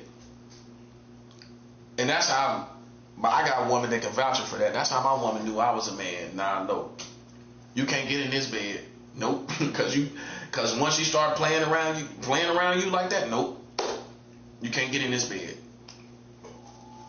She was telling her mom, well, when I turn 18, y'all can't do nothing about it. I'm gonna be with him. She thought she gonna be with me. He's so pretty. He's so pretty. That's what she said. But I treat it like an innocent, cute crush. That's what we all do. You know, it's an ongoing little joke, you know. But but a grown man gonna pull it in the right direction. You ain't gonna prey on the kid because a kid got an innocent crush on you. You know what I'm saying? That's how you know you're a real man. A real man gonna tell you that. Little girl got a crush on you. You gonna try to influence them in the most positive way.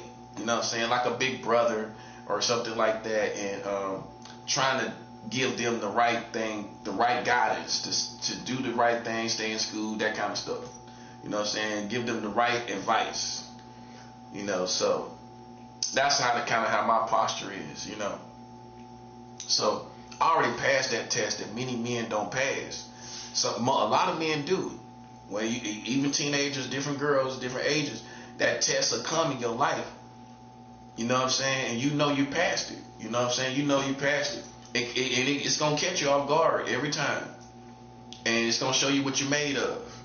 You know what I'm saying? It's going to show you what you're made of. Every man ain't going to tell you, I've been through it. And the girls sometimes push up on you. Push up on you now. If you got that look and you know you one of them good looking men, they ain't gonna think about you being no old man. They gonna think you look good. And it's gonna prove what you made of. You know what I'm saying? If you a real man, you gonna treat her like a little innocent crush. That's all you gonna do. She ain't gonna be able to get through to you. She ain't gonna be able to make you feel no type of way or nothing like that. So I passed that test when I was in my 20s. I was like, what, 27? Well, 28? Yeah. I was like 28 when I passed that test. I've been past that test. The little girl test, I put it like that. I've been past that test, buddy. I was 28 doing that. You know what I'm saying? Some men my age, even older, still failing them tests. Low key, right? I passed them tests when I was 28 years old, man. Cause even if you're a young man, that's just still out of your vicinity. Even if you're young, it's still out. You gonna think, nah, that's a child.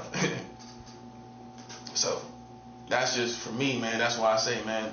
See, before the time even came when somebody questioned my sexuality, I had already passed that test. But like I said, what made me talk about that is getting high and drinking around kids and everything like that. And I seen a woman while we was drinking give her kids some alcohol. That same little girl, she wound up getting molested by her boyfriend and everything like that. And you know, giving kids alcohol, they start acting out sexually. Think about it. She did it to make her lay down, right?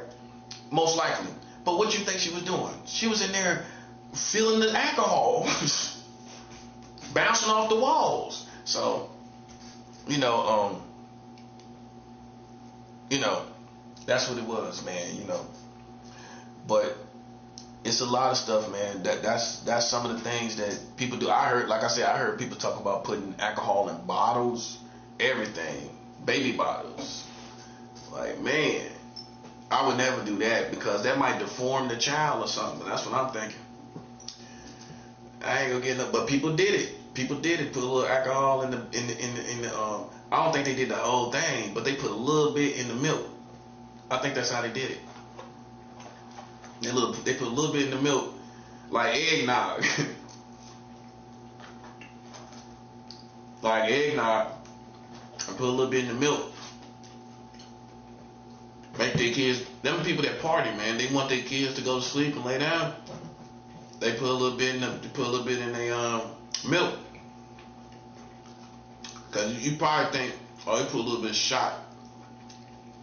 Like enough for a shot of beer. Like half a shot. Probably like half a shot of beer.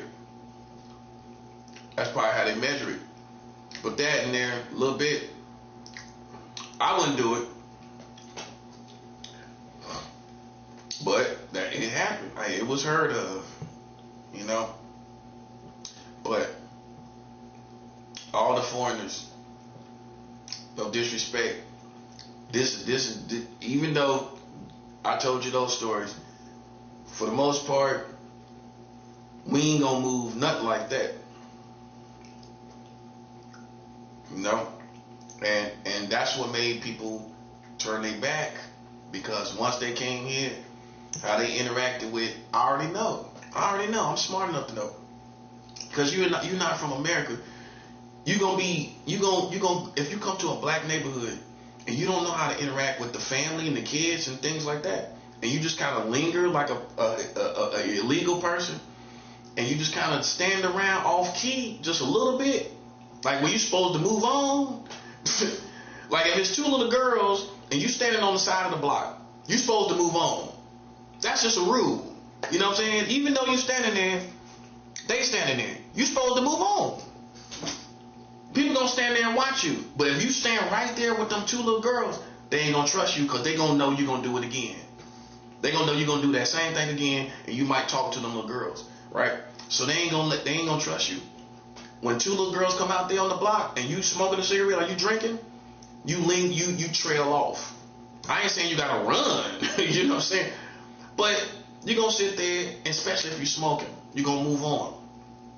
You're gonna move on slowly, and people gonna know what that means. They ain't gonna misinterpret that. They ain't gonna think something wrong with you. They gonna think you doing what you're doing as a man, and you don't want kids in your vicinity. You know what I'm saying? That's how our culture is. Like, so from when people see me separate, like my thing is this: when you separate, you can't be incriminated. You can't incriminate the man that separates from children. He's doing nothing wrong. It's the man that engaged children. That's the person that's suspect. The person that separates from children, he's blameless. You can't say that. If I separate from your children, you can't say nothing. Every time children come on the block and I'm drinking or something, I'm moving on, bro. Yes, sir. I'm moving on. With all this stuff going on, I'm definitely moving on.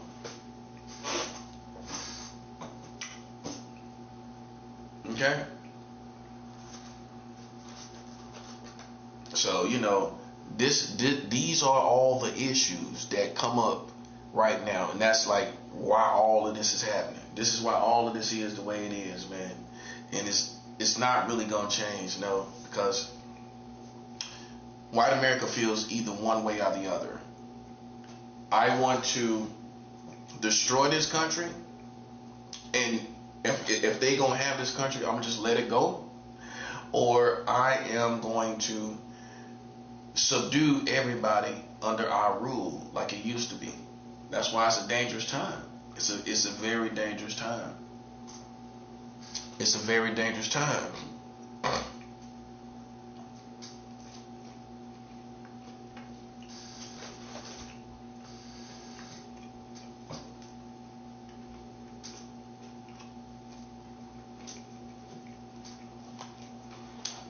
That's why there's no room, like I said before, for boy-like people that come from the gay community.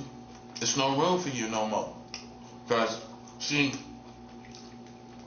with gay community, what people don't want to acknowledge is they kind of unchallenged with all this stuff with these children. But what we do know, they're unchallenged. We don't really know how they feel about children. We just assume. But they challenge me though. I had gay people challenge me on my sexuality, what I stand for, but we ain't challenge your community. If we do that, I've already heard a gay dude told me to my face. He told me to my face that he think about children sexually when he get high. I heard a dude. He told me. He said, I think about children when I get high. That's what he told me. I've heard it from the horse's mouth. People assumed it and thought about it. I got around enough of them to hear it. He told me he think about children sexually when he get high. I don't. But see, that's in the air. People think because they think like that. They think you think like that. And I done heard a gay. I ain't never heard no straight man tell me that. See, what I believe is when when your mind is not like a man, you gonna go in. Your mind can go in many different directions. The mind has to have a navigation. It has to have proper navigation. And if your mind don't have proper navigation, because you just with dudes or whatever, and it don't navigate properly and naturally, you're gonna think other people are just like you. No, my mind navigates towards women, and I put children in their proper place, and I can show you in reality where I've done it. Where I put young girls who were attracted to me. I've had girls that part where they actually are, okay, and I didn't take advantage of that. So I passed tests that many of them are not even, they ain't even gonna be in those situations, because a little girl gonna see you as a gay dude and she ain't gonna be attracted to you anyway. Okay, so I have had a girl attracted to me and I passed that test. You ain't gonna ever go through it. You ain't gonna ever go through that. You ain't gonna go through no little girl attracted to you, seriously, with a little crush. She ain't gonna have no crush on no gay dude. So real men go through things right even there that you don't. A little girl ain't gonna have no crush on no gay dude. No, she not. So you ain't even gonna go through putting a little girl that has a crush on you in the proper perspective, in the proper position, or as a grown man. You ain't gonna ever go through that, where you gotta put a girl in her place as a child, and you a man, and you let her know that. You know what I'm saying? So that's the bottom line, man. That's why, I'm not saying that's every single person, but it's the average situation, and that's all I'm gonna address is the average situation. The average situation, they ain't gonna go through that, and they mind don't got proper navigation. And I'm definitely not gonna let somebody whose mind don't got proper navigation, because when they don't have proper navigation, what is it left to? If you ain't really thinking about women and God, and you ain't thinking about, what is it thinking about sexually? Do you guard your mind like we do? But you don't go through what we go through. You don't go through young girls throwing themselves at you, and so you don't really go through that. So I don't know. All I know is I did hear a white gay boy tell me, oh yeah, when I get high, I be thinking about children sexually. I'm sitting there. I mean, that's what I'm saying. I done heard it all, man. But I'm sitting there, I done seen a Jamaican tranny look at a boy riding a bike the wrong way. I say, hey, that's a boy. The Jamaican tranny say, I know. I know. Like, okay. I done seen it, black and white, from that same community, man. I seen a gay tranny, Jamaican. It was a Jamaican tranny. And I was on the streets of Tampa, man, and the little boy walked by. And you know how you see a kid and you acknowledge a kid a certain way, but she acknowledged him. This tranny acknowledged that kid like a dude. Like how they turned, like she turned the head like that. I think she might even say a little something mumbled under the breath or something. And I was like, yo, that's a kid though. I had to point it out. That person told me, I know. So it's some people, man, I've been around people like don't care. While you talking about what you're talking about is some people that admit it and some people that don't care. I've been through them places as a prophet. I've seen it. I'm telling you, You know what I'm saying? So that's why I be tripping on people that really think it's people out there that's hiding it. I mean, I didn't see people that was hiding it. I didn't see people that was hiding it, man. You know. I mean, you know, I guess that's what people got to do, some of them. But I encountered people that said it verbally and everything, and you know, and that's a gay person. So then that tells you, okay, a gay person ain't just think about no dudes. That part, he ain't just think about it. He just told me he ain't think about it. But you would assume that he is. You know what I'm saying? That's why, like, I don't know, man. I know you have to control your mind. You have to get a control of your mind, man. You know what I'm saying? Like, I that's why I know the difference between me and other people.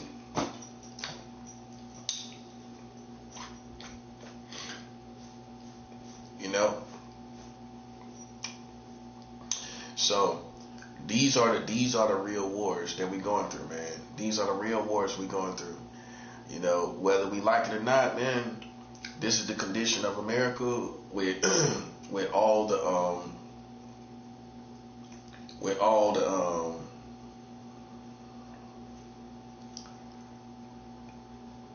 the migration, with all these issues, all this going after authorities. You know, it's a race war. It really is. And I'm not saying this for any impure reasons or any other motives. It's the truth. It's definitely the truth, man. You know, but what can you say, man? I don't know what it will. I can't say exactly what it's going to become in the process of all these things that's done for manipulative reasons. But one thing for sure, like I said, it's going in our favor of making America be seen for who they truly are. For who they truly are.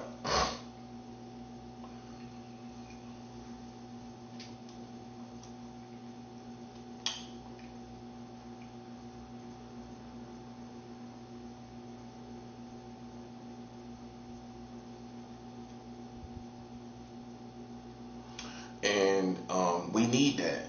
We need it because if they're not truly exposed, then most countries ain't gonna go against America until they truly are exposed. Now they're truly exposed. Now people see them for who they are, and we need it. We needed that to be done. You know what I'm saying? So like I say, I hold President Maduro and his family in high esteem from going through this, because it really took this to expose how far these people go. You know what I'm saying? It took that. The Greenland thing, you know, ain't as shaky as this right here. You know what I'm saying? Maduro is right now in Brooklyn where I'm at. He's right here, somewhere in Brooklyn somewhere. And we needed that to happen. You know what I'm saying? For these people to be exposed. You know what I'm saying? For who they are, man. You know what I'm saying? Because they doing underhanded stuff to me. They doing underhanded stuff to you. If you are a high-ranking Christian, yes, they are. They're doing stuff to you too. They doing stuff to you. So you can't. How you gonna get justice? They have to. It has to go up to the point where the world stage see all that they doing to do something about it. Just like we go to the UN, that's really all we can do. So basically, I mean, it's the same thing. It's all these countries are seeing what's going on, and they're gonna talk about it. They already went to the UN about it. They literally went. So it gotta take that. It gotta take this. It gotta be this bad. You know, it gotta be this bad for us to get justice. You know, they crashing out. America basically crashing out. I mean, that's how I see it. They crashing out big time. All this stuff they doing to these people in these different countries, they crashing out. Yep, they crashing out. They crashing out, man. You know, and I don't feel sorry. I don't have compassion because how they did me, how they did you, as my brothers and sisters in Christ, how they did us. You might let it go, but God is gonna bring justice, and I know you know that. Some of y'all are just really good-natured people, man, and that's good. You know what I'm saying? But just remember, God made many creatures. You know what I'm saying? He made different types of creatures. Even among His people, He made all His people. Some people, we are lions. You know what I'm saying? And then He got beautiful people that in His kingdom that's like birds. You know what I'm saying? Like beautiful birds. It's like different creatures in His kingdom. You know what I'm saying? So you got to respect the lions of His kingdom. Realize we play in the right position. You know what I'm saying? We play in the position of a lion in God's kingdom. We can't all be birds. We can't all be doves. You know what I'm saying? You gotta have the lions too. You know, in the jungle. You know, we can't all be parrots. You know what I'm saying? And beautiful parrots flying around. You know, but I don't try to change a parrot. You know what I'm saying? That's why I know with some people, man, that really are Christians. You know, many women too. You can't make them be fierce as we are, and as men and as lions, as God's true spiritual warriors. Whether you be men or women, some of the women in Christendom gonna be kind of like a parrot flying around. We just let them be like that. You know what I'm saying? But we gotta be the lions. We gotta be who we gotta be. That's facts. You know, so you know, everybody playing their position. You know, I'm about to send money down to South America. I'm looking forward to that. I'm looking very forward to that, man. I'm about to send some money down there to South America. I already sent money to Colombia already, like a week and some change. Yeah, the 30th of December. So yeah, that's like 10 days ago, something like that.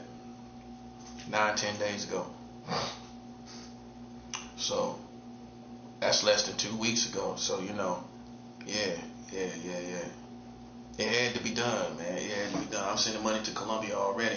That was like 180,000. No lie. Because when the money exchange changes in Colombian pesos, the USD in that case turned out to be over $180,000.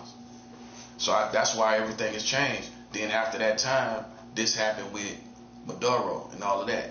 So I put two and two together, man. Some of these things have to happen.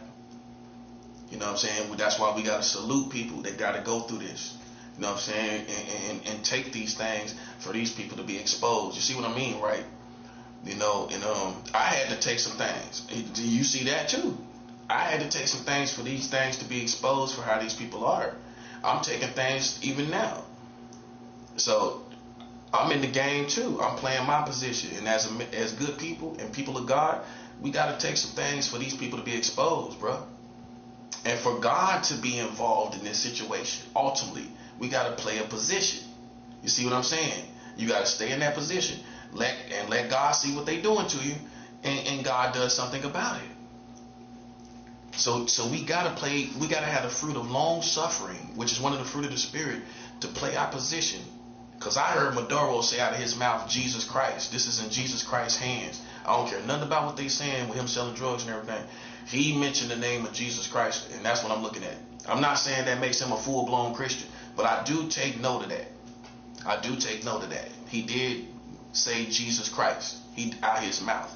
You know what I'm saying? So, you know, with that being said, man, who knows, man? That may even be why the persecution coming. You know, who knows? You know, but for sure, man, we all got to play our position. You know what I'm saying? For these people to get exposed. You know what I'm saying? So you don't fight it. You know what I'm saying? You play your position to let these people, because God, if not anybody else, God gonna get involved when they doing stuff underhanded. You know what I'm saying? And they don't believe that, but because they think we religious people, we spiritual people. I'm pretty sure they know I'm a spiritual person by now. You know, so God gonna get involved when with every little thing they do. It ain't hurting us. It's not torture, because we getting revenge through God's vengeance. Vengeance is the Lord's. You know what I'm saying? The Bible says God is not mocked. Whatever a man soweth, that shall he reap. They not going to get away with it, even if Christians want them to get away with it. Even these patriots in America, you can't make them get away with it. The Bible says, if you are a Christian, you know a man shall reap what he sows, man. That's it. You can't do nothing about that. If they did this stuff underhanded against the South, if it is evil behind it, then evil gonna breed out of it. I'm telling you, it's evil gonna come back. That's all. That's one thing you can be assured of, and that's what we about to see. We're gonna see, because if it's any evil in that, oh, it's evil coming back on this country. Oh, yeah. See, the white man not used to in America evil coming back because they used to manipulate so good on their karma, like how they did us. They manipulated so good that their karma was to a minimum for a long time. Wind up striking a prophet. Wind up playing around with God's people. Changed everything now. Because now for sure, you definitely playing with Christians. And you definitely going to reap what you sow. And that's that. I'm not trying to get on somebody. I'm not trying to point finger and judge anybody. It's what it is. It's like, just like I pointed out everything in this video, it's what it is. And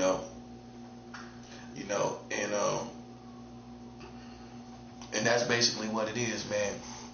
So for anybody trying to judge us, listen, man, come on, man, you can't be serious. We're not worried about that.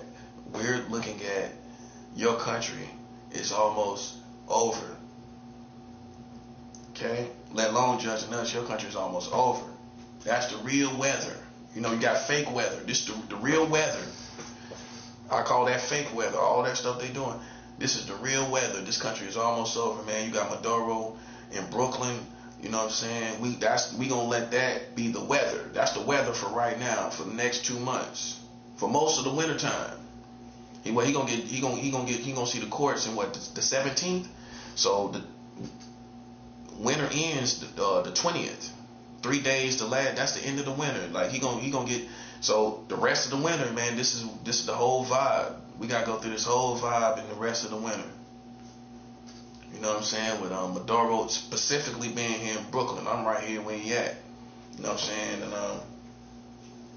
it's really quiet up here.